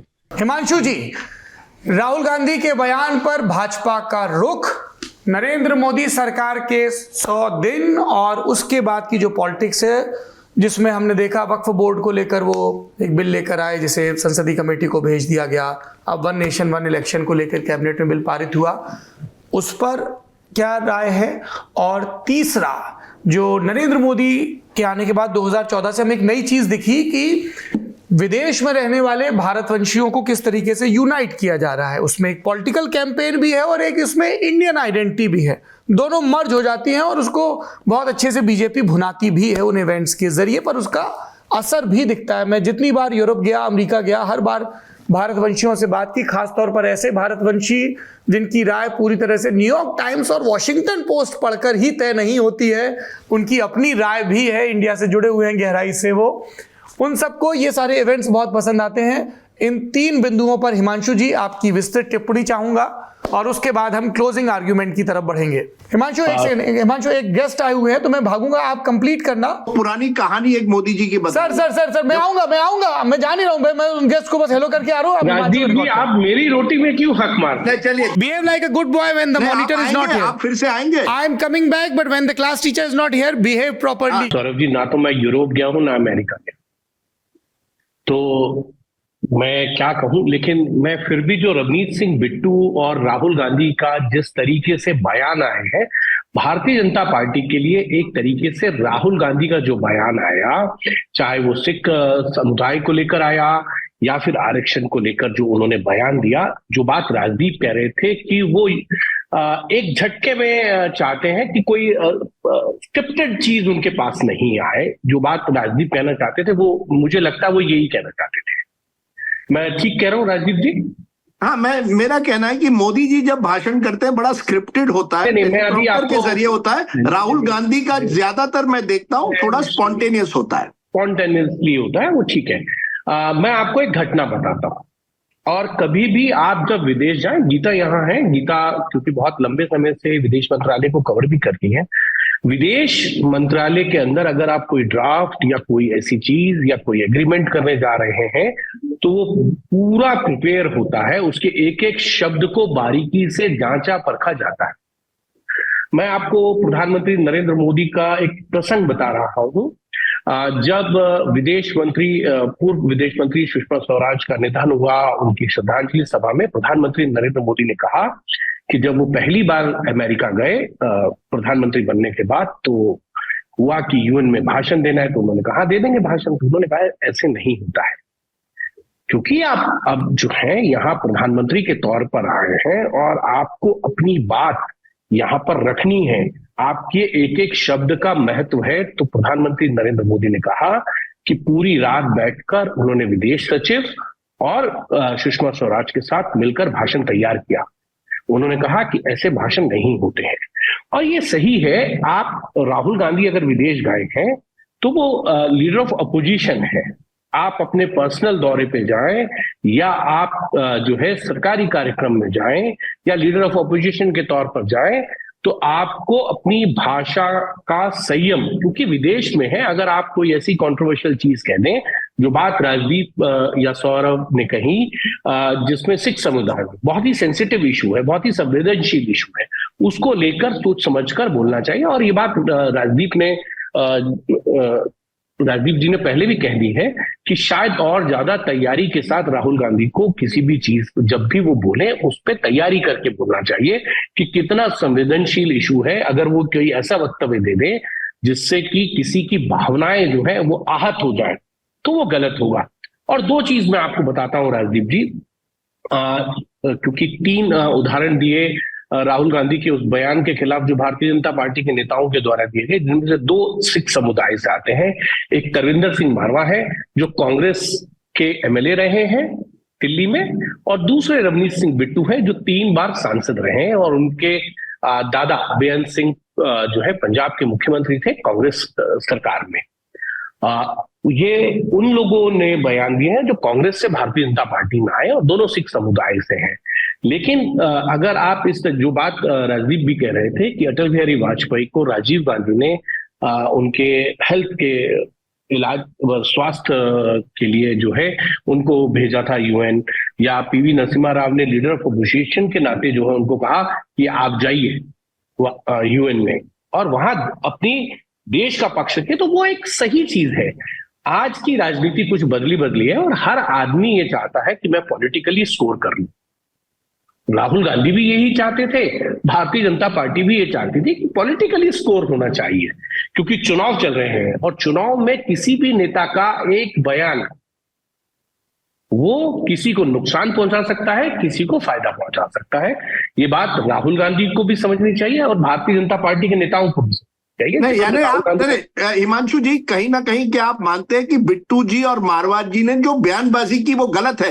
क्या कोई कह सकता है कि आपकी वही स्थिति होगी जो आपकी दादी की हुई थी? ये कोई बयान है? नड्डा जी इसको जस्टिफाई क्यों कर रहे हैं अपनी चिट्ठी में? अगर आप पूरे जेपी नड्डा जो अध्यक्ष है भारतीय जनता पार्टी के, उनके पूरे लेटर को पढ़ेंगे, उसमें कहीं रवनीत सिंह बिट्टू का नाम है? पहले तो खड़गे जी चिट्ठी लिखते हैं मोदी जी को, जवाब आता है नड्डा जी से, और नड्डा जी अपनी चिट्ठी में कहीं भी ये नहीं कहते हैं कि जो बिट्टू जी या मारवा ने कहा वो गलत है। सवाल ये मेरा आपसे है। किसी को भी इस तरीके के बयान नहीं देने चाहिए। और भारतीय जनता पार्टी ने जो पत्र लिखा जिसमें उन्होंने कहा कि 110 बार उनको जो है असंसदीय, अपमानजनक और ऐसे शब्दों का प्रयोग किया गया जिसके लिए सभ्य समाज में कोई जगह नहीं है। यानी जस्टिफाई कर रहे हैं, यानी नड्डा जी जस्टिफाई कर रहे हैं कि आपने प्रधानमंत्री के बारे में कहा इसलिए आप बिट्टू और मारवा कह रहे हैं। यही तो मेरी मुसीबत है, यही तो सवाल मैं आपसे पूछ रहा हूं कि नड्डा जी जैसे सभ्य लीडर, सीनियर लीडर, जिनकी भाषा पर हमेशा एक तरह से काबू होता है, अगर वो भी जस्टिफाई करने लगे, ये क्यों कर रहे हैं और प्रधानमंत्री क्यों चुप है? इस पर आप क्या प्रॉब्लम? मुझे लगता है, मैं वही कह रहा हूं राजदीप सर, आप मेरी बात को सुन लीजिए। ये टिट फॉर टेट है, जैसे को तैसा है। ये ईंट का जवाब पत्थर से है, ये गलत है, गलत है। अगर ऐसी चीजें हैं, उन्होंने कहा कि पूर्व में आपने ऐसा किया है, और उसमें मैंने फिर आपसे वही कहा कि रवनीत सिंह बिट्टू का कहीं भी एक शब्द रवनीत सिंह बिट्टू को लेकर नहीं है। रवनीत बिट्टू जब कहता है राहुल गांधी टेररिस्ट नंबर 1, ये कोई बात है? ये मंत्री है। मैं कहता हूं ये जो न्यूली कन्वर्ट है ना, ये न्यूली कन्वर्ट जो है वो ज्यादा अपना जोर दिखाना चाहते हैं, बीजेपी को दिखाना चाहते हैं। देखिए मैं राहुल गांधी को टकराव दे रहा हूं, जैसे आपने कहा जैसे को तैसा, या ईंट का जवाब पत्थर से। कांग्रेस के इन नेताओं ने जो पूर्व में, जिनका जिक्र जेपी नड्डा ने अपने पत्र में किया, 110 बार प्रधानमंत्री के लिए किन शब्दों का प्रयोग हुआ, मौत का सौदागर हुआ, या कब्र खुदेगी, या तमाम इस तरीके के, या बोटी बोटी काट देंगे तमाम। और राहुल गांधी ने भी संसद के अंदर कहा कि प्रधानमंत्री अगर जाएंगे बाहर तो उनकी पीठ पर डंडे पड़ेंगे। गलत, बिल्कुल गलत बयान। आपकी बात से मैं सहमत हूं। जो राहुल गांधी ने कहा वो गलत कहा। राहुल गांधी ने ऐसा नहीं कहना चाहिए था, ना ही कोई सी कांग्रेस वर्कर ने कहना चाहिए प्रधानमंत्री जी आपकी कब्र खुदेगी। ये किस तरह की बयानबाजी है? गलत है, मैं मानता हूं आपकी बात, लेकिन मैं कह रहा हूं अगर सबसे बड़े नेता इस देश के अपनी चुप्पी नहीं तोड़ेंगे तो इसी तरह से बयानबाजी होगी, यही डर है मुझे। आपको कहा कि हिमांशु को अपनी बात पूरी कहने ले लीजिए, फिर प्रतिवाद करिए। और मैं फॉर अ चेंज इसीलिए शांत होकर सुन रहा था कि जरा देखते हैं कि आप दोनों लोग इस नियम का पालन करते हैं या नहीं। मगर अफसोस माज साहब गए नहीं, क्लास में बदमाशी चालू। बहरहाल आप सुनाने वाले थे नरेंद्र मोदी की पहली अमेरिकी यात्रा का किस्सा, बताइए। बस मैं आखिर में एक फोटोग्राफ सौरभ भाई आपको दिखाना चाहता हूं जो काफी प्रसिद्ध हुई थी। नरेंद्र मोदी 1994 में पहली बार अमेरिका गए थे। तब नरेंद्र मोदी एक झोला पकड़ के कुर्ता पजामा में एक लोगों के साथ है। और बड़ी इंटरेस्टिंग बात है, ये हुआ 94 में, और 94 में वो एक ग्रुप गया था जिसके वो हिस्सा बने थे, American council of young political leaders. इसमें कई भाजपा के युवा नेता गए थे, जिसमें अनंत कुमार जी जो गुजर गए हैं लेकिन पूर्व संसदीय मंत्री और केमिकल और फर्टिलाइजर के मंत्री कर्नाटका के हुआ करते थे यूनियन मिनिस्ट्री में, वो भी उसमें शामिल थे। किशन रेड्डी जो आज मिनिस्टर ऑफ कल्चर है, टूरिज्म के मंत्री रहे हैं, वो भी इसमें शामिल थे। और वो एक डेलीगेशन गई थी जिसमें मोदी जी न केवल व्हाइट हाउस गए थे लेकिन माउंट रशमोर, जहां सभी अमेरिकी जो राष्ट्रपति है उनकी तस्वीरें लगाई गई है वहां एक उनके माउंटेन्स पर, तो वहां भी गए थे। और मोदी जी का वो दौरा 94 के बाद वो कई बार बीच बीच में अमेरिका जाते रहे, क्योंकि कई गुजराती जो एनआरआई हैं वो उनके दोस्त बन गए। और मैं आज आपके सामने, आपके दर्शकों के सामने बड़ी एक इंटरेस्टिंग कहानी रखना चाहता हूं। साल 2000 में मोदी जी को एक तरह से भारतीय जनता पार्टी के जो अंदरूनी लड़ाई थी उसमें गुजरात की लड़ाई में केशुभाई पटेल उभर कर आए थे और मोदी जी को किनारे कर दिया था। और मोदी जी काफी दुखी होकर अमेरिका चले गए थे। और आपको ताज्जुब होगा, 3-4 महीने तक वहां रहे। एक जगह है न्यूयॉर्क के बगल में जैक्सन हाइट्स, वहां वो कई बीजेपी के समर्थक थे, overseas friends of BJP, BJP के एनआरआई सपोर्टर्स गुजराती कई थे, उनके साथ वो रहे। और वो एक कोर्स भी करना चाहते थे वहां मास कॉम में, वो कंप्लीट की या नहीं मैं नहीं जानता, लेकिन उन्होंने कहा था मैं एक कम्युनिकेशन की कोर्स कर रहा हूं। और 4-6 महीने रहने के बाद अक्टूबर या सितंबर अक्टूबर के महीने में, इसी तरह से सितंबर के महीने यूएनजीए के लिए वाजपेयी जी जो तब प्रधानमंत्री थी गए थे। और स्टैटन आइलैंड में एक फंक्शन हुआ था, मैं इसलिए कह रहा हूं क्योंकि मैं वो ट्रिप कवर कर रहा था। और स्टैटन आइलैंड में मैं क्या देखता हूं, मोदी जी वहां पहुंच गए हैं। मोदी जी उस समय 4-6 महीने से अमेरिका में थे और वो प्रधानमंत्री से मिलते हैं और प्रधानमंत्री उनको कहते हैं, नरेंद्र भाई आप यहां क्या कर रहे हैं, चलिए वापस आइए भारत। और मोदी जी अक्टूबर के महीने में वापस आते हैं, क्योंकि प्रधानमंत्री उनको कहते हैं बस हो गया आपका 4-6 महीने का ये जो वनवास एक तरह से है, आप रूठे हुए हैं, जो भी है दुखी हैं, गुस्से में हैं, अब आप आइए वापस। और उसके 1 साल बाद मोदी जी अक्टूबर के महीने में ही, अगले अक्टूबर में 2001 के अक्टूबर में गुजरात के मुख्यमंत्री बनते हैं। मैं इसलिए ये स्टोरी कह रहा हूं क्योंकि आप जानिए 2000 में नरेंद्र मोदी जी 4-6 महीने अमेरिका में गुजारते हैं, जैक्सन हाइट्स में अपने गुजराती दोस्तों एनआरआई एनआरजी उनको कहिए नॉन रेजिडेंट गुजराती से गुजारते हैं। और वही नरेंद्र मोदी 2001 के साल में अक्टूबर के महीने में देश के गुजरात के मुख्यमंत्री बनते हैं। और 2005 में वही नरेंद्र मोदी जी को अमेरिका की सरकार वीजा डिनाई करती है under a religious freedom act, क्योंकि गुजरात में दंगे होते हैं, नरेंद्र मोदी जी पर एक तरह से कई आरोप होते हैं और मोदी जी को अमेरिका की सरकार वीजा डिनाई 2005 में करती है। और 2014 में यानी एग्जैक्टली 20 साल बाद, उस व्हाइट हाउस का जो फोटोग्राफ आपने दिखा 94 का, उसके 20 साल बाद मोदी जी फिर से as prime minister goes to the White House. और उसके बाद ये भी सोचिए कि वही नरेंद्र मोदी जी ट्रंप के साथ कहते हैं अब की बार ट्रंप सरकार, और ट्रंप हार जाते हैं।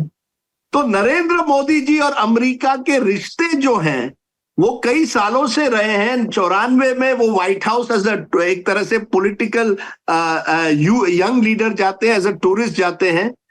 2005 में एज गुजरात मुख्यमंत्री उनको वीजा डिनाई किया जाता है। 2014 में वो प्रधानमंत्री के हैसियत में जाते हैं, और अब जब वो जा रहे हैं, वो एक तरह से एक बार फिर एज प्राइम मिनिस्टर जा रहे हैं। लेकिन बहुत अप डाउन रहा है उनके रिलेशनशिप में, और गीता शायद ज्यादा जानती हो, बट मुझे लगता है कहीं ना कहीं डेमोक्रेट्स जो हैं उनको लगा कि जो मोदी जी ने कहा अब की बार ट्रम्प सरकार वगैरह, उसकी कहीं ना कहीं एक कड़वाहट हुई उनकी राजनीति में। क्या मोदी जी उसके उभर कर अब कमला हैरिस अगर बने राष्ट्रपति, क्या उनके साथ किस तरह के संबंध बना सकते हैं? आप फोटो दिखा रहे हैं कमला हैरिस के साथ। जानिए, कमला हैरिस ह्यूमन राइट्स पर बहुत फोकस करती है, और हमने देखा जब भी डेमोक्रेट्स पावर में आते हैं और ह्यूमन राइट्स पर फोकस करते हैं, तो पहले तो बिल क्लिंटन और उसके पहले भी डेमोक्रेट्स ने ह्यूमन राइट्स और कश्मीर का मुद्दा उठाया था। एक रॉबिन राफेल हुआ करती थी यूएस डिप्लोमेट, उन्होंने भी बड़े जोर शोर से उठाया था।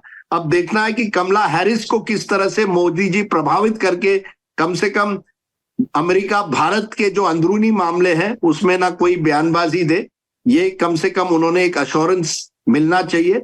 और एक नया भारत है, मैं समझता हूं 90 के दशक में और आज के दशक में भारत की एक नई ताकत आ गई है।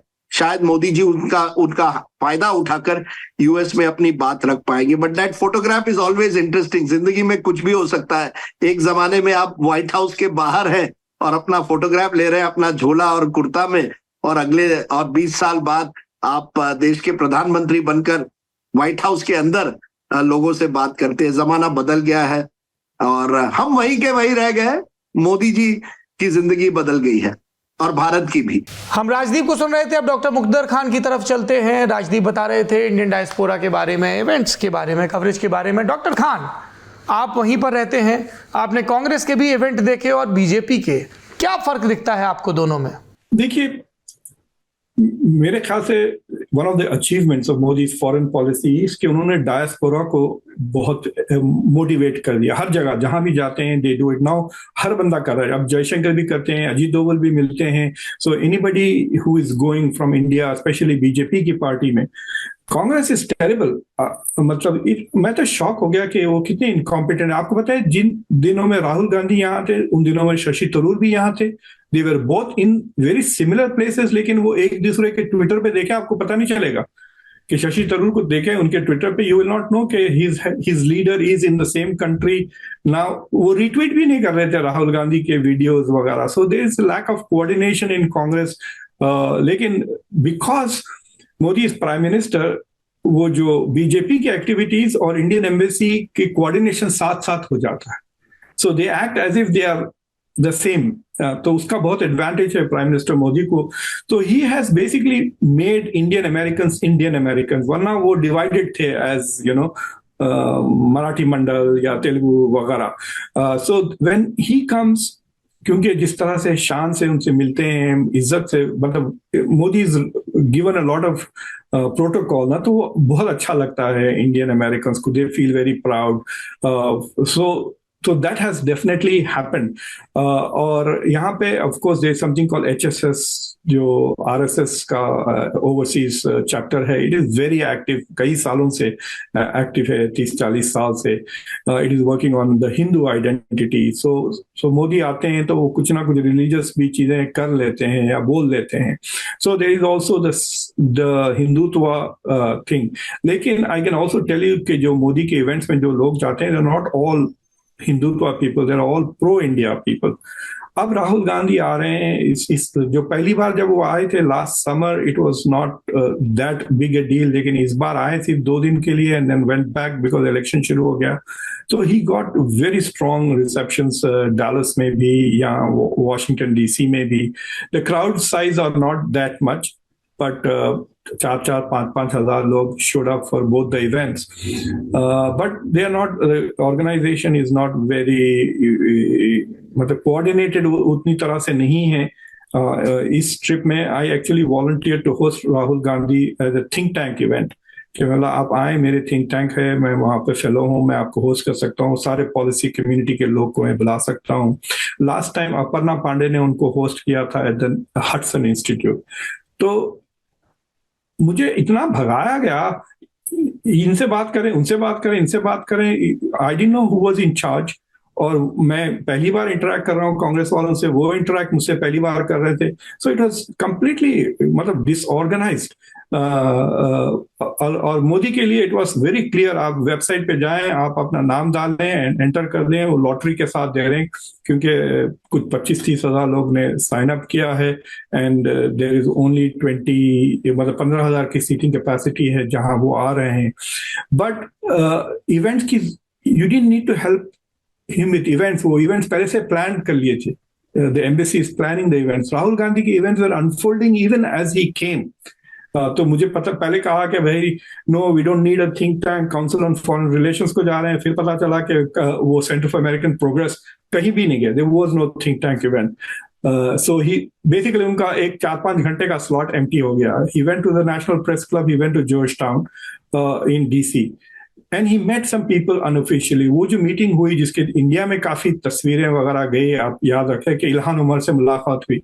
I am so disappointed with the media coverage. अगर आप वो फोटोग्राफ देखें जिसमें राहुल गांधी और इल्हान उमर है, इट इज ए कट पे। बड़ी फोटो में आप देख लें, she is in the corner, far left corner, लेकिन जो इमीडिएटली लेफ्ट पर है राहुल गांधी के, वो इंडियन अमेरिकन कांग्रेस में थानेदार है, उनका नाम है थानेदार, वो मिशिगन से है, and he is the biggest advocate for Hindus. Bangladesh में जो हिंदुओं के साथ अत्याचार हो रहा है उसके लिए सबसे बड़े एक्टिविस्ट थानेदार है। थानेदार ने कांग्रेस में धर्मा कॉकस बनाने की भी कोशिश की है। तो मैं कह रहा हूं कि भाई राहुल गांधी को तो अप्रिशिएट करना चाहिए कि वो धर्मा कॉकस को तो गले लगा के खड़े हुए हैं। इल्हान उमर तो बड़ी दूर है, but the Congress was not able to deal with the criticism, मतलब coordinated नहीं है। इनफैक्ट थोड़े थिंक टैंक के जो यहाँ पे पॉलिसी वगैरह कहते हैं, दे फील के अगर Congress is as organized as the BJP तो शायद कांग्रेस का सीट शेयर 25% से बढ़ जाएगा विथ नो चेंजेस।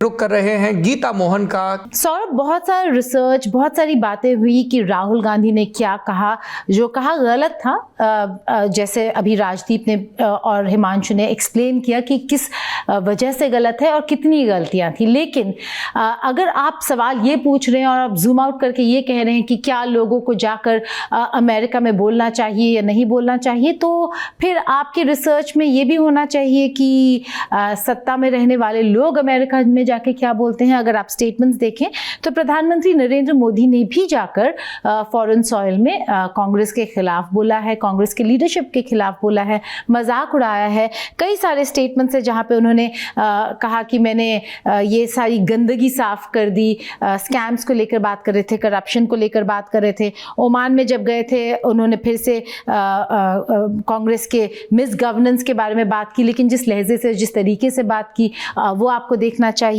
और अगर ऐसे ही अगर हम लंबी सी लिस्ट निकालें तो उन्होंने कई सारे देशों में जाकर, और हर बार जब इंडियन कम्युनिटी से मिलते हैं, क्योंकि एक्सपेक्टेशन ये भी होता है इन भारतीय समुदाय का कि वो कहीं ना कहीं कांग्रेस की बात करेंगे और कांग्रेस को कहीं ना कहीं रिप अपार्ट करेंगे, तो वो उन्होंने किया है। कनाडा में उन्होंने कहा जिसको गंदगी करनी थी गंदगी करके चले गए।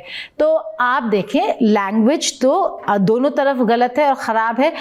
किस एक्सटेंट तक है, सेंसिटिव मामले पे कितना बोलना चाहिए, कितना नहीं बोलना चाहिए, ये एक लेसन है राहुल गांधी के लिए कि उनको इन्फॉर्म्ड तरीके से जवाब देने चाहिए सवालों के। लेकिन ये एक लेसन उनके लिए भी है, ना केवल लीडर्स के लिए, उनके लिए भी जब रिपोर्ट कर रहे होते हैं तो ये भी बताएं कि जो सत्ता में है वो उन लोगों ने क्या कहा, वो लोग क्या कर रहे हैं और क्या उनको हक है जिस तरीके से वो क्रिटिसाइज करते हैं दूसरों को, बिना अपने आप को देखे बिना अपने अंदर झांके। उत्सुकता हम लोगों की होती है कि जब प्रधानमंत्री नरेंद्र मोदी जाते हैं, कभी मेडिसिन स्क्वायर में, कभी हाउडी मोदी, बड़े प्रोग्राम होते हैं, क्या असर रहता है इसका और मैसेजिंग क्या जाती है? दो चीजें हैं, देखिए, because Modi is the prime minister of India, also leader of the BJP party, वो डबल फायदा होता है। एक जो इंडियन अमेरिकन है वो मतलब they are very extraordinary people, बहुत हाईली टैलेंटेड, हाईली एजुकेटेड हैं, सबसे ज्यादा इनकी पर कैपिटा इनकम है, लेकिन अभी तक दे वर क्वाइट इनविजिबल, क्योंकि यहाँ पे आके ना वो तेलुगु मंडल, मराठा मंडल, इसमें ऐसा डिवाइड हो जाते हैं culturally. So what Modi succeeded in doing is to make them Indian Americans. तो ये तेलुगु, तमिल, महाराष्ट्र मंडल, गुजराती मंडल, इन सबको लेके ही मेड इट इंडियंस. और क्योंकि मोदी की राइज और इंडिया का ग्रोथ वेर साइमल्टेनियस, इंडिया की अहमियत बढ़ते जा रही है ग्लोबल स्टेज पर, तो जो जिस अटेंशन से मोदी को अटेंशन दिया जाता है, जैसा कि व्हाइट हाउस को बुलाया गया, he was asked to address both the houses, तो उससे इंडियन अमेरिकन्स की शान अमेरिका में भी बढ़ जाती है. So it is like a mutually beneficial relationship. जब मोदी आते हैं, ये हजारों लोग टर्न अप, जैसा आपको याद है ऑस्ट्रेलिया में कितना बड़ा जलसा हुआ था व्हेन मोदी वेन. सो उसमें मोदी का कहिए कि आप जलवा इंडिया में बढ़ जाता है कि अरे ये दुनिया के सबसे मशहूर पॉपुलर लीडर है, ये इमेज बन जाता है. और उनके यहाँ आने से it also promotes Indian American popularity. लेकिन मतलब दीज आर, ये दिखावा ज्यादा, सब्सटेंटिव कम है, लेकिन जो क्योंकि Indian Americans are so well off, कहते हैं कि इससे भारतीय जनता पार्टी को 100-150 मिलियन डॉलर तक के मिलते हैं. कई हजार इंडियन अमेरिकन्स ने वॉलंटियर किया था 2024 के इलेक्शन में, वापस जाकर वहां पे उन्होंने दे वर आल्सो वॉलंटियरिंग. पैसा तो बहुत जाता ही है. So there is a major advantage. In fact अब पहली बार I think the Indian Overseas Congress is trying to compete. जो राहुल गांधी का अभी 2 दिन का विजिट हुआ था, सो बट इससे पहले मतलब डायस्पोरा में सिर्फ मोदी ही मोदी थे. गीता ने जो बात कही कि किसी को भी जो है वो बाहर या देश में या विदेश में जाकर देश के खिलाफ या कोई ऐसी बात नहीं कहनी चाहिए जिससे जो है एक नया विवाद जो है वो खड़ा हो जाए या किसी दूसरे देश को आपके देश को लेकर संशय पैदा हो जाए. इस तरीके की बात किसी को भी नहीं करनी चाहिए. और जो बात राजदीप जी कह रहे थे, जब अटल बिहारी वाजपेयी यूएन गए थे तो उन्होंने कहा था कि देखिए हमारे देश की लोकतंत्र की खूबसूरती देखिए, सत्ता पक्ष ने विपक्ष के नेता को देश के बारे में बोलने के लिए भेजा है. ये है हमारे देश की लोकतंत्र की खूबसूरती. मैं शायद राजदीप जी जानते हो, ठीक ही कह रहा हूं, क्योंकि अटल बिहारी वाजपेयी का वो भाषण बड़ा फेमस है. बिल्कुल बिल्कुल. और एक चीज, क्योंकि अभी जो प्रधानमंत्री का अमेरिका दौरा है उसमें एनएसए अजीत डोभाल भी वहां जा रहे हैं, जो राष्ट्रीय सुरक्षा सलाहकार है, उनको लेकर सम्मन हुआ है. उसको लेकर हाँ, और क्योंकि पुन्नू जो एक खालिस्तानी समर्थक है, उनका लेकर उनको सम्मन किया गया है और वो भी विदेश दौरे पर उनके प्रधानमंत्री के साथ रहेंगे.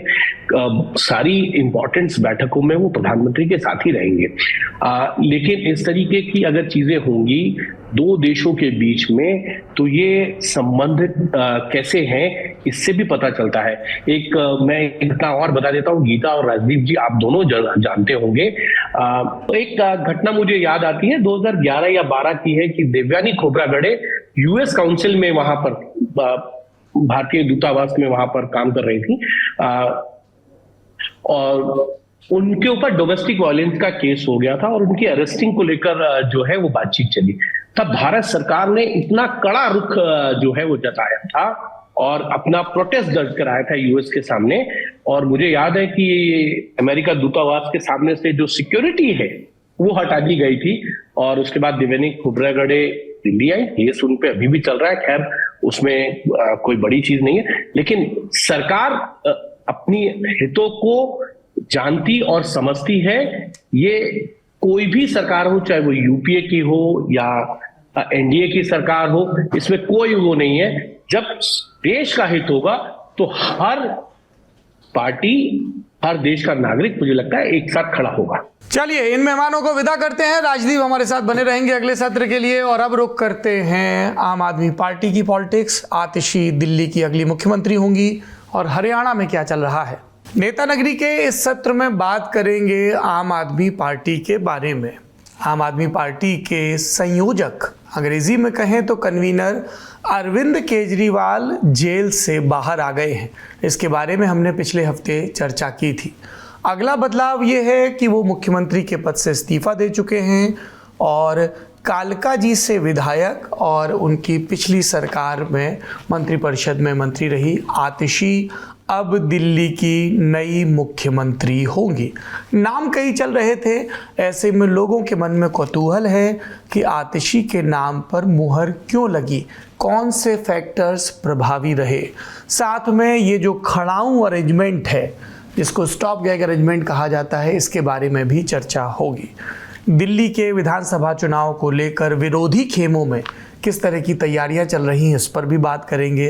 विरोधी खेमों से याद आया, एलजी सक्सेना ने भी एक मांग पत्र रख दिया है नई मुख्यमंत्री जो होंगी उनके सामने, दिल्ली की बदहाल सड़कों की तस्वीरें दिखाते हुए। हरियाणा की भी बात करेंगे जहां पर अरविंद केजरीवाल अपने दौरे शुरू करने वाले हैं। क्या वो कांग्रेस का गेम बिगाड़ेंगे या इस तरीके से उनके कैंडिडेट्स का प्लेसमेंट है कि भारतीय जनता पार्टी के लिए इस त्रिकोणीय मुकाबले में नुकसान हो सकता है, क्योंकि पर्यवेक्षक ध्यान दिलाते हैं कि पिछली बार भी कई सीटों पर आम आदमी पार्टी को जो 2-4-5% वोट मिला था, उससे कुछ सीटों का गुणा गणित बिगड़ा था। इन सब के बारे में चर्चा के लिए हमारे साथ जुड़ रहे हैं वरिष्ठ पत्रकार राजदीप सरदेसाई जी, जो अमेरिका वाले सेशन से कंटिन्यू कर रहे हैं, कुमार कुणाल जो कि इंडिया टुडे टीवी के साथ जुड़े हुए हैं, और प्रीति चौधरी। सबसे पहले रुख करेंगे कुमार कुणाल का। कुणाल, हमारे पास क्या जानकारी है, आम आदमी पार्टी के खेमे में क्या चर्चाएं हुई? प्रेस कॉन्फ्रेंस में जो कहा गया सबने देखा। नेता नगरी के दर्शकों की रुचि होती है ये जानने में कि भीतर खाने क्या हुआ। देखिए, भीतर खाने जो तमाम चीजें हुई वो यही थी कि कौन सीएम बनेगा, क्योंकि एक तो अनअपेक्षित था कि केजरीवाल बाहर आएंगे और उसके बाद इस्तीफा देंगे। ये जितना चौंकाने वाला विपक्ष के लिए था, उतना ही चौंकाने वाला उनकी अपनी पार्टी के लिए भी था कि आखिरकार जो व्यक्ति जेल के अंदर रह कर इस्तीफा नहीं देता है, वो बाहर आकर के अचानक इस्तीफे की घोषणा कर देता है। तो ये एक सोची समझी रणनीति, जेल के अंदर जो वक्त था शायद उसके हिसाब से, या फिर जो शर्तें लगाई सुप्रीम कोर्ट ने उसके हिसाब से ये रणनीति तय की गई। देखिए, सुप्रीम कोर्ट की जो शर्तें थी उसके मुताबिक ना तो वो दफ्तर जा सकते थे, ना फाइल पर दस्तखत कर सकते थे, यानी फिर से वो नॉन वर्किंग सीएम रहते, बेशक वो जेल से बाहर आ गए थे। ऐसे में चुनाव से 3-4 महीने पहले जब बाहर आकर के आप कुछ काम नहीं कर सकते हैं तो जनता के सामने दिखाने के लिए कुछ होगा नहीं। ये बात बखूबी जानते थे अरविंद केजरीवाल की इस तरीके से सरकार अगर मैंने चला भी दी 3-4 महीने तो फिर मुश्किल आएगी, क्योंकि मैं कोई भी नीति और जो भी घोषणाएं उन्होंने कर रखी हैं पहले, उसको वो लागू नहीं कर पाएंगे। इसीलिए तो पहले से सोचा था। और उसके बाद जब बाहर आए तो जो सीनियर नेताओं के साथ बैठक हुई, उसमें मनीष सिसोदिया के घर पर भी गए थे, संजय सिंह से भी बात हुई, तो इन तमाम नेताओं से उन्होंने अपने मन की बात जो उनके मन में थी कि मैं इस तरीके का एक सोच रहा हूं करने का, तो वहां पर भी इस पर एक तरीके से मुहर लगा दी गई। आमतौर पर यह होता भी है कि अरविंद केजरीवाल पार्टी के अंदर जो भी कहते हैं उस पर बहुत ज्यादा विरोध नहीं होता है, चाहे वो मनीष हो या फिर संजय जी हो, दोनों बहुत ज्यादा विरोध नहीं करते। तो ये एक स्थिति बनी और उसके बाद उन्होंने घोषणा कर दी। जेल से आने के एक दिन के बाद उन्होंने घोषणा की कि वो इस्तीफा देंगे। अब बात थी कि 48 घंटे का समय भी लिया कि किसको बनाया जाए मुख्यमंत्री। ये भी कमोबेश उनके मन में था, क्योंकि जब जेल से उन्होंने झंडा फहराने के लिए कहा था तभी आतिशी का नाम उन्होंने लिया था। तो आतिशी को सबसे महत्वपूर्ण विभाग भी सौंप रखे थे। तो उन्हें एक तरीके से यह आभास था कि जब अरविंद केजरीवाल नहीं तो आतिशी डी फैक्टो सीएम थी उस समय, क्योंकि सबसे ज्यादा महत्वपूर्ण विभाग उनके पास थे। मनीष भी जेल में थे उस समय, अरविंद खुद जेल में थे, सत्येंद्र जैन जेल में थे। तो टॉप 3 जब जेल में थे तो गोपाल राय, कैलाश गहलोत, सौरभ के होते हुए आतिशी को उस समय भी प्रेफरेंस दी गई थी। तो इसीलिए ये कयास तो हमेशा लगाए जा रहे थे कि अगर केजरीवाल नहीं होंगे तो आतिशी रहेंगे, क्योंकि एक होता है ना कि डॉटेड लाइन, भरोसा किस पर करते हैं। कई लोग कहते हैं कि अरविंद केजरीवाल भरोसा बहुत कम लोगों पर करते हैं, तो इसीलिए ये एक ऑब्वियस सा चॉइस था कि मंत्रिमंडल में, क्योंकि उनको काम का भी अनुभव था, अंदर काम कर चुकी हैं पिछले लगभग 1.5 साल से, तो उन्हें उसका अनुभव भी था। और दूसरी एक बड़ी बात है कि जो सौरभ भारद्वाज है उनका ब्यूरोक्रेसी से 36 का आंकड़ा है। ब्यूरोक्रेसी उन्हें बिल्कुल पसंद नहीं करती है, तो अभी ब्यूरोक्रेसी से काम भी करवाना है, तो इसीलिए उसमें आतिशी ऑब्वियसली चॉइस थी, क्योंकि मनीष सिसोदिया जिस समय डिप्टी सीएम थे उस समय मनीष सिसोदिया ब्यूरोक्रेसी से डील करते थे और उनकी ब्यूरोक्रेसी में बड़ी अच्छी पकड़। कुणाल, अगर ब्यूरोक्रेसी पैरामीटर है तो कैलाश गहलोत से बेहतर कौन हो सकता था? लेकिन कैलाश गहलोत के साथ एक जो कमी थी वो ये थी कि वो एलजी के इन दिनों बहुत करीब आ गए। कई सारी मीटिंग्स ऐसी हुई जिसमें एलजी ने अलग अलग मंत्रियों को बुलाया, सौरभ भारद्वाज को, आतिशी को, कैलाश गहलोत को। तो इन दिनों कई सारे मीटिंग्स में ये मंत्री नहीं गए, सौरभ भारद्वाज नहीं गए, आतिशी नहीं गई, लेकिन कैलाश गहलोत लगातार जा रहे हैं। और एक बात, जितनी भी ट्रांसपोर्ट से, चाहे वो बसों का उद्घाटन हो या जो भी परियोजनाएं कैलाश गहलोत लेकर के आ रहे थे, उसके उद्घाटन में एलजी भी दिखाई दे रहे थे। तो ये एक तरीके से ये ऑप्टिक्स बिल्कुल क्लियर था कि कैलाश गहलोत इस समय नजदीक हैं एलजी के। और एलजी में आपको याद होगा आतिशी को झंडा फहराने के लिए कहा गया था 15 अगस्त को, एलजी ने कहा कि हम कैलाश गहलोत को ये मौका देना चाहते हैं। वो भी बात कहीं ना कहीं केजरीवाल के मन में तो रही ही होगी ना कि कैलाश गहलोत आखिरकार क्यों एलजी के फेवरेट बने हुए हैं। तो ऐसे समय में जिस समय आर यू टेलिंग मी कि कैलाश गहलोत बिना अरविंद की रजामंदी के ये सब कर रहे हैं? मुझे ऐसा नहीं लगता। अगर ऐसा होता तो वो उनको ड्रॉप कर देते कैबिनेट से अब तक। देखिए बहुत सारी चीजें हैं। कैलाश गहलोत सीधे सीधे गैर रजामंदी आप कह लें, क्योंकि रजामंदी तो चाहिए नहीं थी क्योंकि अरविंद केजरीवाल उस समय जेल में थे, बातचीत कैलाश गहलोत की नहीं हो रही थी। लेकिन मीटिंग में जाना और एक रूटीन मीटिंग में जाना, उसके लिए शायद अरविंद केजरीवाल की रजामंदी की जरूरत नहीं होती है। लेकिन एक जो आप कहिए ना कि उसकी जो वो जो दिखाई पड़ रहा है, जो तस्वीरें बोलती हैं कि आप मीटिंग में जा रहे हैं, आप कार्यक्रमों में दिखाई पड़ रहे हैं, तो उसका एक मैसेज तो जाता है ना कि आपको किसी ऐसे व्यक्ति की तो जरूरत होगी जब सरकार चलानी है जो एक वर्केबल रिलेशन रखे एलजी के साथ। बिल्कुल लॉगर हेड्स पे रहेंगे तो काम कैसे चलेगा? यही आपने अपने सवाल का यही जवाब दिया कि आखिरकार उन्हें फिर मंत्रिमंडल में क्यों शामिल किया। तो एक कैलाश गहलोत एक कड़ी जरूर है। और कैलाश गहलोत के बारे में एक बात और कही जाती है कि उनके खिलाफ भी जब बसों का टेंडर हुआ था उस समय से जांच चल रही है। तो एक ये कहा जाता है कि वहां पर क्या इस बात को उपराज्यपाल की तरफ से या उपराज्यपाल के करीब आने का ये भी मकसद है कि उनकी जांच जो चल रही है उसको लेकर के भी वो थोड़े डरे सहमे से हैं, ये भी क्या मकसद है? इस बात की भी लगातार जो पॉलिटिकल सर्कल्स हैं उसमें चर्चा चलती रहती है। जिस तरीके से बाकी कई सारे मंत्रियों के खिलाफ जांच चल रही है, जिसमें अरविंद केजरीवाल, मनीष सिसोदिया, सत्येंद्र जैन शामिल है, उसी लिस्ट में कैलाश गहलोत भी शामिल। तो अभी तक कैलाश गहलोत के खिलाफ कोई बड़ी कार्रवाई नहीं हुई है। उसकी वजह कुछ और भी हो सकती है। हो सकता है कि सीबीआई अभी उस मैटर में उतना ज्यादा एक्टिव ना दिखाई पड़ रही हो। लेकिन ये बात तो साफ तौर पर है कि कैलाश गहलोत के खिलाफ भी बसों की जांच मामले में, खरीद की जांच मामले में सीबीआई इंक्वायरी चल रही है। तो कई सारे पहलू हैं। लेकिन इस समय एक उन्हें जाट नेता भी चाहिए, जो कि हरियाणा में चूंकि चुनाव है, तो ऐसे में सीधे ड्रॉप करने का भी मैसेज गलत जाता है। जबकि वो बाकी जो कैबिनेट है उसको रिपीट कर रहे हैं, जो 4 कैबिनेट मंत्री हैं उनको रिपीट कर रहे हैं। तो ऐसे में कैलाश गहलोत को अगर हरियाणा चुनाव से पहले एक जाट मंत्री को ड्रॉप किया जाता तो भी मैसेज अच्छा नहीं जाता। और जहां तक काम की बात है, जो डिपार्टमेंट्स उनको दिए गए हैं उनमें कमोपेश ठीक काम कर रहे हैं, उसमें कोई बहुत ज्यादा दिक्कत नहीं है। तो ऐसे में ड्रॉप करने का कोई बहुत बड़ा आधार सिर्फ इसको आधार बनाना कि आप एलजी के मीटिंग में जाते हैं, ये भी शायद उचित नहीं होता है। इसीलिए कैलाश गहलोत को कैबिनेट में जगह दी जाएगी, लेकिन उन्हें मुख्यमंत्री जैसा बहुत महत्वपूर्ण, जिसमें डे टू डे आपका इंटरेक्शन एलजी से होता है दिल्ली की स्थिति में, तो उसमें डे टू डे इंटरेक्शन में आप एलजी से हर रोज मिले, हर रोज आपकी बातचीत हो, तो उसमें थोड़ा रिस्क हो सकता है ज्यादा हो। इसलिए आतिशी कैलाश गहलोत पर भारी पड़ी। कोई नॉन मिनिस्टर भी कंसीडर किया गया था क्या चर्चा के दौरान? देखिए, जो नॉन मिनिस्टर्स हैं उसमें बहुत ज्यादा रोल नहीं था।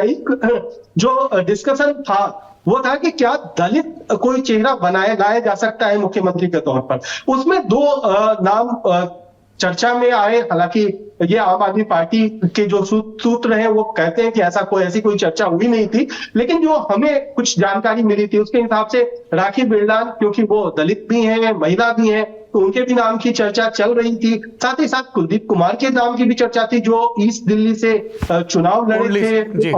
तो ये तमाम चर्चाएं थी, लेकिन ये माना जा रहा था कि अरविंद केजरीवाल ने पहले तय कर रखा है, इन चर्चाओं का कोई मायने नहीं है, फैसला अरविंद केजरीवाल को लेना है। जब उन्होंने पीएससी तक की बैठक बुलाई थी तब भी उन्होंने ग्रुप में चर्चा नहीं की, 1-on-1 चर्चा की।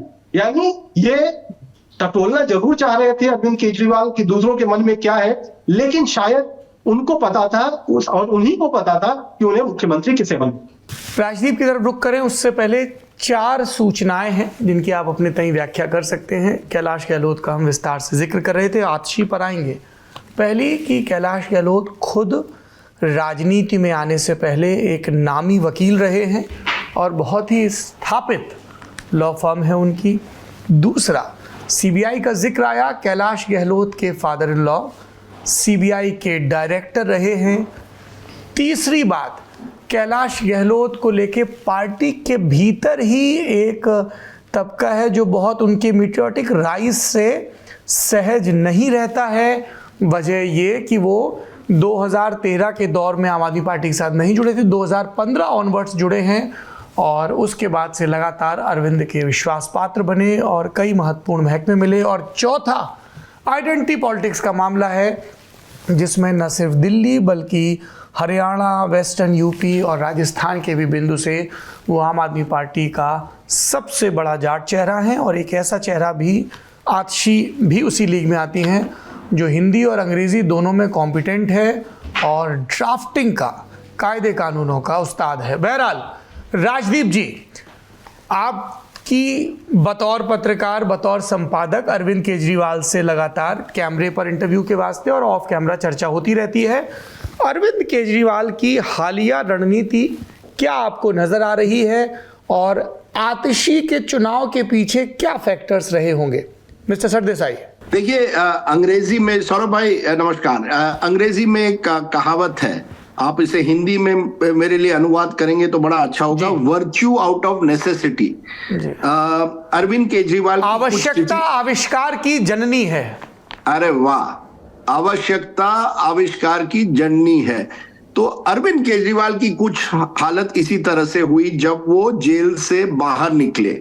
जेल से बाहर निकलने के पहले आपको याद होगा, शायद कुणाल को और भी याद होगा, कि बीजेपी का एक डेलीगेशन राष्ट्रपति के पास गया था, जहां उन्होंने कहा था कि ये ऐसी स्थिति दिल्ली में नहीं रह सकती जहां मुख्यमंत्री जेल में है और फिर भी मुख्यमंत्री रहते हैं।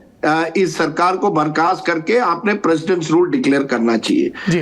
अब ये एक डर था, कुछ आम आदमी पार्टी के नेताओं ने मुझे कहा कि वाकई एक डर था, खास करके अगर अरविंद केजरीवाल और 2-3 हफ्ते ना निकलते तो एक डर और भी था कि कहीं राष्ट्रपति शासन ना लगे। जेल आने के बाद भी अरविंद केजरीवाल के कुछ सलाहकार में जब मीटिंग हुई, ये किसी ने ये कहा कि क्या कहीं ना कहीं क्या सेंटर दिल्ली में प्रेसिडेंट्स रूल लगा सकता है, सरकार को बर्खास्त कर सकता है। अरविंद केजरीवाल को लगा कि जब मैं जेल के बाहर आया हूं, अब मुझे मौका है एक बार फिर अपनी एक तरह से इमेज रीबिल्ड करने का। आप देखिए, जो भी है, अरविंद केजरीवाल के सामने सबसे बड़ा चैलेंज क्या है कि 10 साल की जो एंटी इनकम्बेंसी है उसको कैसे कम किया जाए। जो एक बीजेपी और अन्य जो उनके विरोधी है, उन्होंने कहा था कि अरविंद केजरीवाल भ्रष्ट है, वही व्यक्ति जो कहते थे मैं कट्टर ईमानदार हूं, उसे एक भ्रष्ट छवि बनी थी, उस छवि को कैसे दूर करें और जनता के सामने एक बार फिर जाकर ये दिखाएं कि वाकई वो एक नेता अलग से नेता है, वो वाकई जनता के नेता है।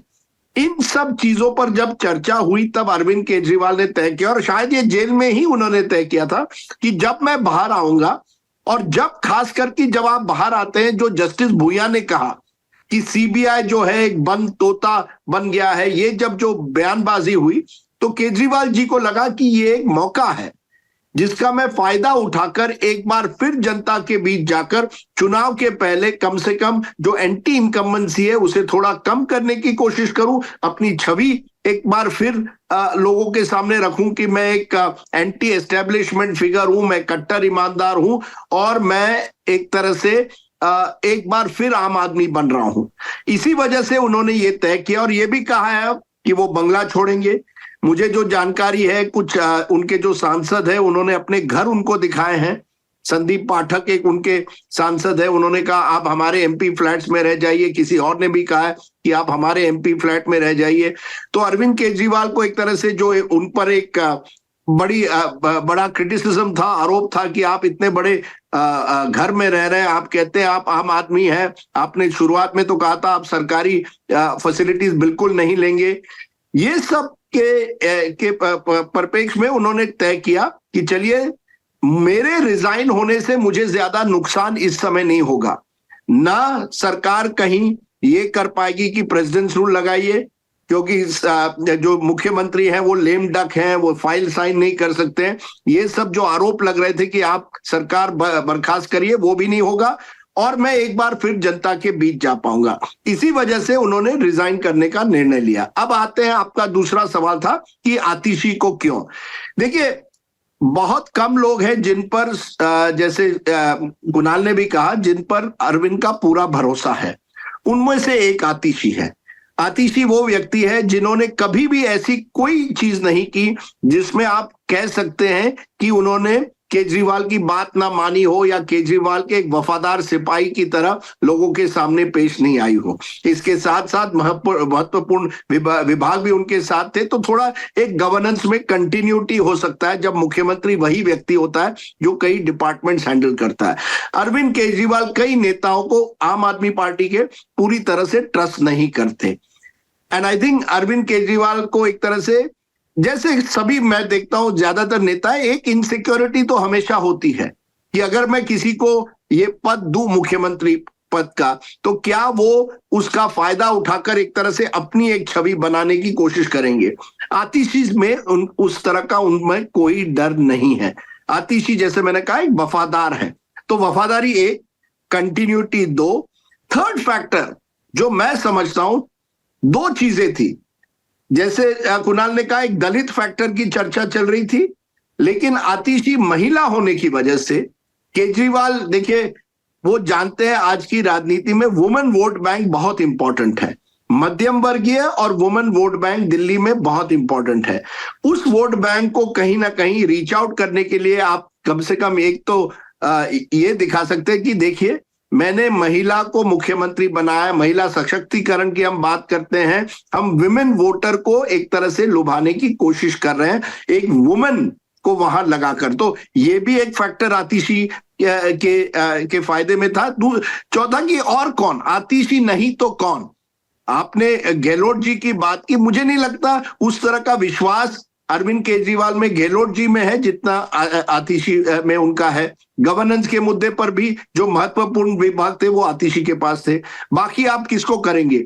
नाम जो चल रहे थे, गोपाल राय का नाम चला था बीच में, सौरभ भारद्वाज मुझे नहीं लगता कभी भी रेस में थे, और संजय सिंह या किसी और बाहर के व्यक्ति को आप बना नहीं सकते।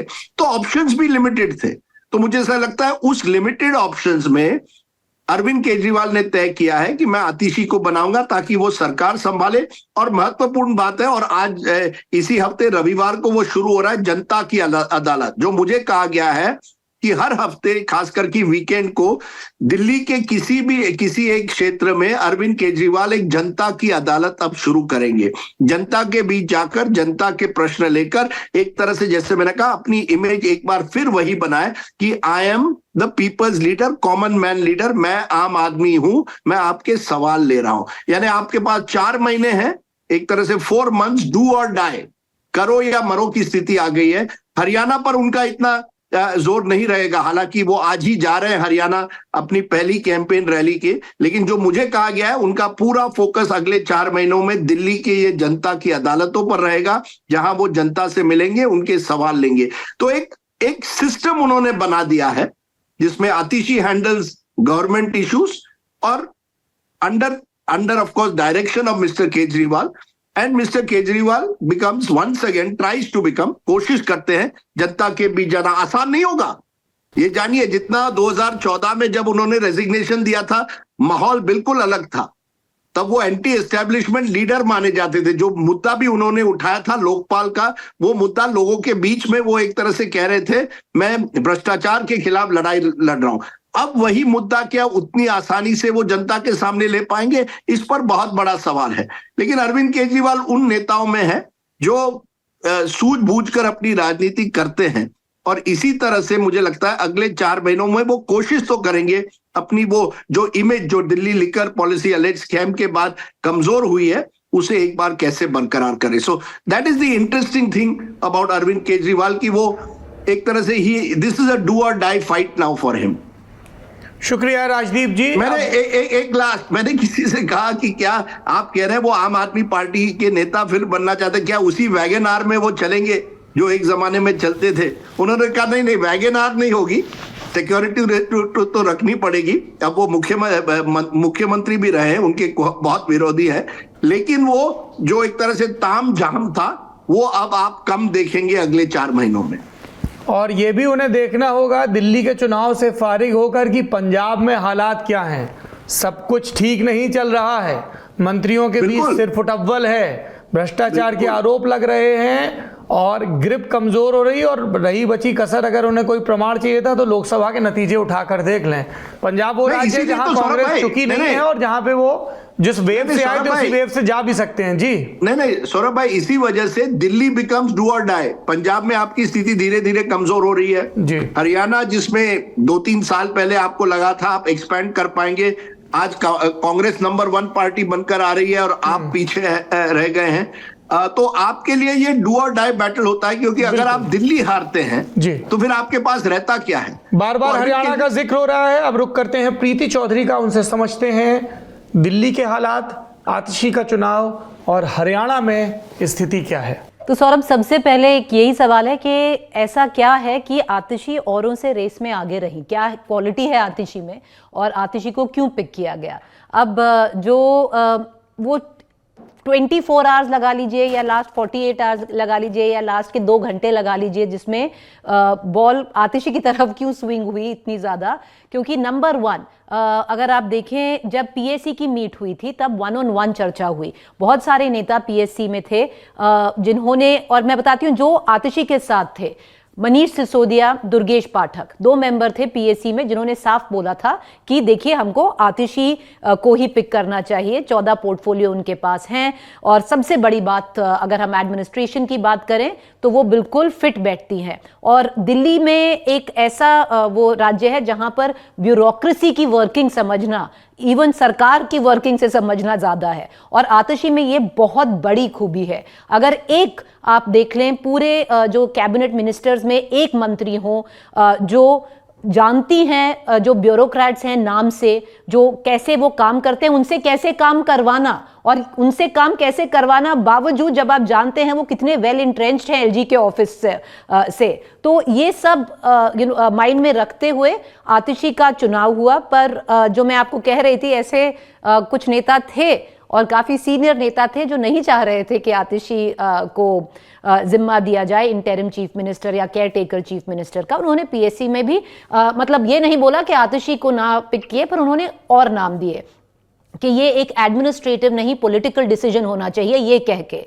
क्योंकि अगर एडमिनिस्ट्रेटिव डिसीजन आप बात करें तो एडमिनिस्ट्रेटिव डिसीजन साफ साफ आतिशी ही आगे हैं उसमें, क्योंकि डिफैक्टो नंबर 2 का काम कर रही थी जो दिल्ली सरकार है, 14 पोर्टफोलियोज संभाल रही थी। मनीष सिसोदिया गए, उनका जिम्मा लिया, जैसे ही अरविंद केजरीवाल जेल में गए जो सारा उनका काम था वो भी संभाल लिया था। पर जो दूसरी राय थी, जो आतिशी के अगेंस्ट राय थी, वो थी देखिए ये टाइम, ये वक्त, क्योंकि ये 5 महीने बहुत क्रूशियल रहेंगे, इसमें एडमिनिस्ट्रेशन का ज्यादा काम नहीं है, सबसे ज्यादा काम इसमें पॉलिटिक्स का है। आपको एक पॉलिटिकल डिसीजन लेना चाहिए। बहुत सारे नेताओं ने ये भी बोला, और उनमें से बहुत सारे जो विधायक दल के नेता थे, सीनियर नेता थे, उन्होंने भी ये बात उठाई थी सेपरेटली कि आपको एक पॉलिटिकल डिसीजन लेना चाहिए, कोई ऐसा आदमी पिक करना चाहिए जो एक पॉलिटिकल मैसेजिंग दे। अब उसमें कौन पॉलिटिकल मैसेजिंग देगा? जिनके नाम आगे चल रहे थे वो था कैलाश गहलोत का, कि एक जाट नेता हैं,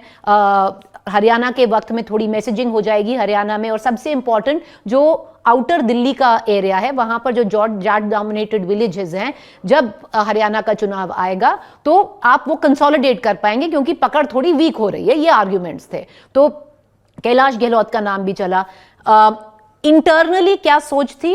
एक सोच थी कि हमको कोई स्ट्रांग नेता चाहिए अगले 6 महीने के लिए। हम किसी रबर स्टैम्प को नहीं उतार सकते, क्योंकि अगर अरविंद केजरीवाल अपनी पार्टी मतलब कैंपेन संभालेंगे, पार्टी को फिर से मजबूत करने की कोशिश करेंगे, और उनको सरकार सिर्फ दिल्ली में ही नहीं देखनी है कि वो कैसे वापस आए 5 महीने के बाद। पंजाब में भी काफी सारी चीजें हैं जिसमें अरविंद केजरीवाल की, अगर आप माने, अर्जेंट नीड है देखने की, क्योंकि पंजाब में बहुत, मतलब वो चलिए वो बात बाद की है, उसमें बाद की बात करेंगे, पर इसमें तो इसीलिए एक डिसीजन था कि एक स्ट्रांग नेता हम इलेक्ट करें।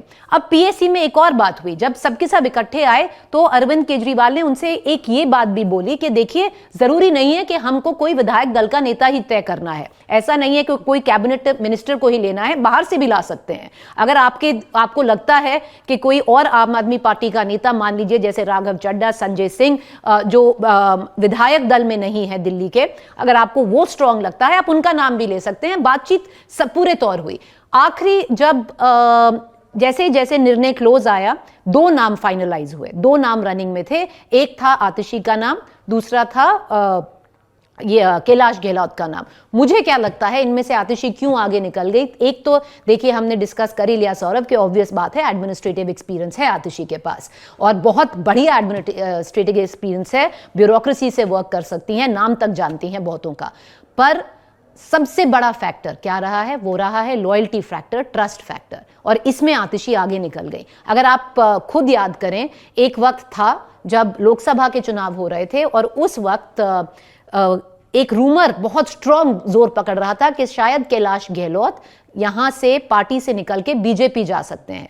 और एक दूसरी बात है जो 2-3 नेताओं ने उठाई कि देखिए, कैलाश गहलोत, दिल्ली की सारी फाइलें क्लियर हो जाती हैं, रुक जाती हैं, एलजी हर में एक अपना पैंच फंसा देते हैं। ऐसा कैसे है कि कैलाश गहलोत की जो डिपार्टमेंट की फाइलें वो आगे निकल जाती हैं? तो एक ट्रस्ट फैक्टर था जो आतिशी के लिए काम किया। मैं आपको एक किस्सा बताती हूँ सौरभ। अगर आप 2015 की बात करें, 2015 आतिशी ऐसी नहीं है कि ये अन्ना मूवमेंट से आई, इंडिया अगेंस्ट करप्शन की थी, ऐसा कोई उनका कनेक्शन नहीं था अरविंद केजरीवाल के साथ। जो फाउंडिंग मेंबर्स थे आम आदमी पार्टी के, प्रशांत भूषण, योगेंद्र यादव, आतिशी का रूट वहां से आया है पार्टी में, ये उनके साथ थी। और पॉलिटिक्स में कैंप्स की बहुत बड़ी बात होती है, तो मान लीजिए जब आतिशी ने आम आदमी पार्टी में एंट्री की थी तो ये योगेंद्र यादव और प्रशांत भूषण के कैंप में थी। पॉलिसी मेकर थी, रोड स्कॉलर रह चुकी हैं, स्टीफन से ग्रेजुएट हैं, काफी एजुकेटेड हैं।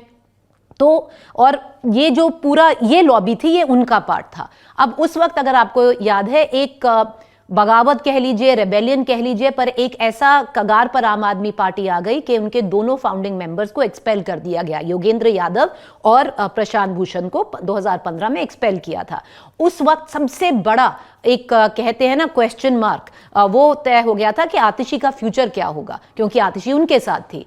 रातों रात आतिशी को मुझे याद है, हम सुबह जैसे उनसे बाइट लेते हैं, मैं तो तब एक रुकी रिपोर्टर थी, बाइट लेते हैं सुबह, आतिशी स्पोक्स पर्सन हुआ करती थी तमाम आदमी पार्टी की, उन्होंने बाइट दी।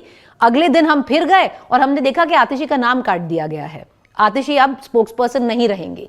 पर फिर एक आतिशी ने एक चिट्ठी लिखी और उस चिट्ठी में योगेंद्र यादव और प्रशांत भूषण को साफ ब्लेम किया कि आप पार्टी तोड़ना चाहते हैं, ये एंटी पार्टी एक्टिविटीज हैं। और उस वक्त ये पहला लॉयल्टी टेस्ट था आतिशी का। उन्होंने अपनी लॉयल्टी तय कर ली, उन्होंने एक पक्ष लिया और वो अरविंद केजरीवाल का पक्ष था। उसके बाद कहते हैं ना, lot of water has phloem under the Yamuna, बहुत कुछ हुआ।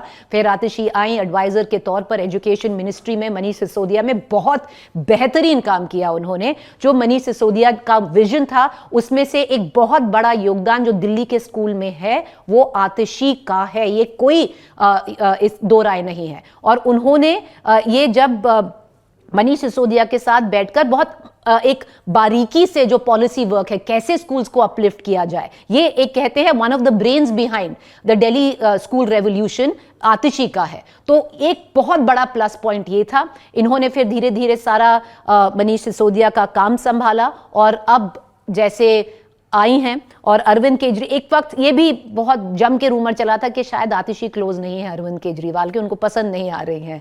पर कहते हैं जब आपके पास खेमे में और सबसे क्लोज खेमे में उतनों ही लोग हैं और टैलेंट उतना ही है, तो आपको इनमें से बेस्ट टैलेंट पिक करना चाहिए। और आतिशी फिर उभर कर आई, स्पेशली जब अरविंद केजरीवाल जेल में थे। वो जो टाइम अबाउट 100 दिन का टाइम था जो आतिशी ने संभाला, वो बहुत इम्प्रेस, मुझे मतलब हमारे सूत्रों के हवाले काफ़ी इम्प्रेसिव काम किया उन्होंने, कि जैसे जब वो अनशन में बैठी, जब पानी नहीं, दिल्ली में पानी नहीं आ रहा था, ये सब वर्क किया उनके फेवर में और धीरे धीरे बहुत क्लियर हो गया। और द फैक्ट के आपके पीएसी में 2 मेंबर्स थे, उन्होंने जम के उनका साथ दिया और फिर आतिशी आ गई। पर अब आतिशी एक बहुत मतलब मेरी बहुत बार बात हुई है उनके साथ, बहुत सभ्य हैं और अगर आप देखें तो बहुत थरू हैं अपने काम में।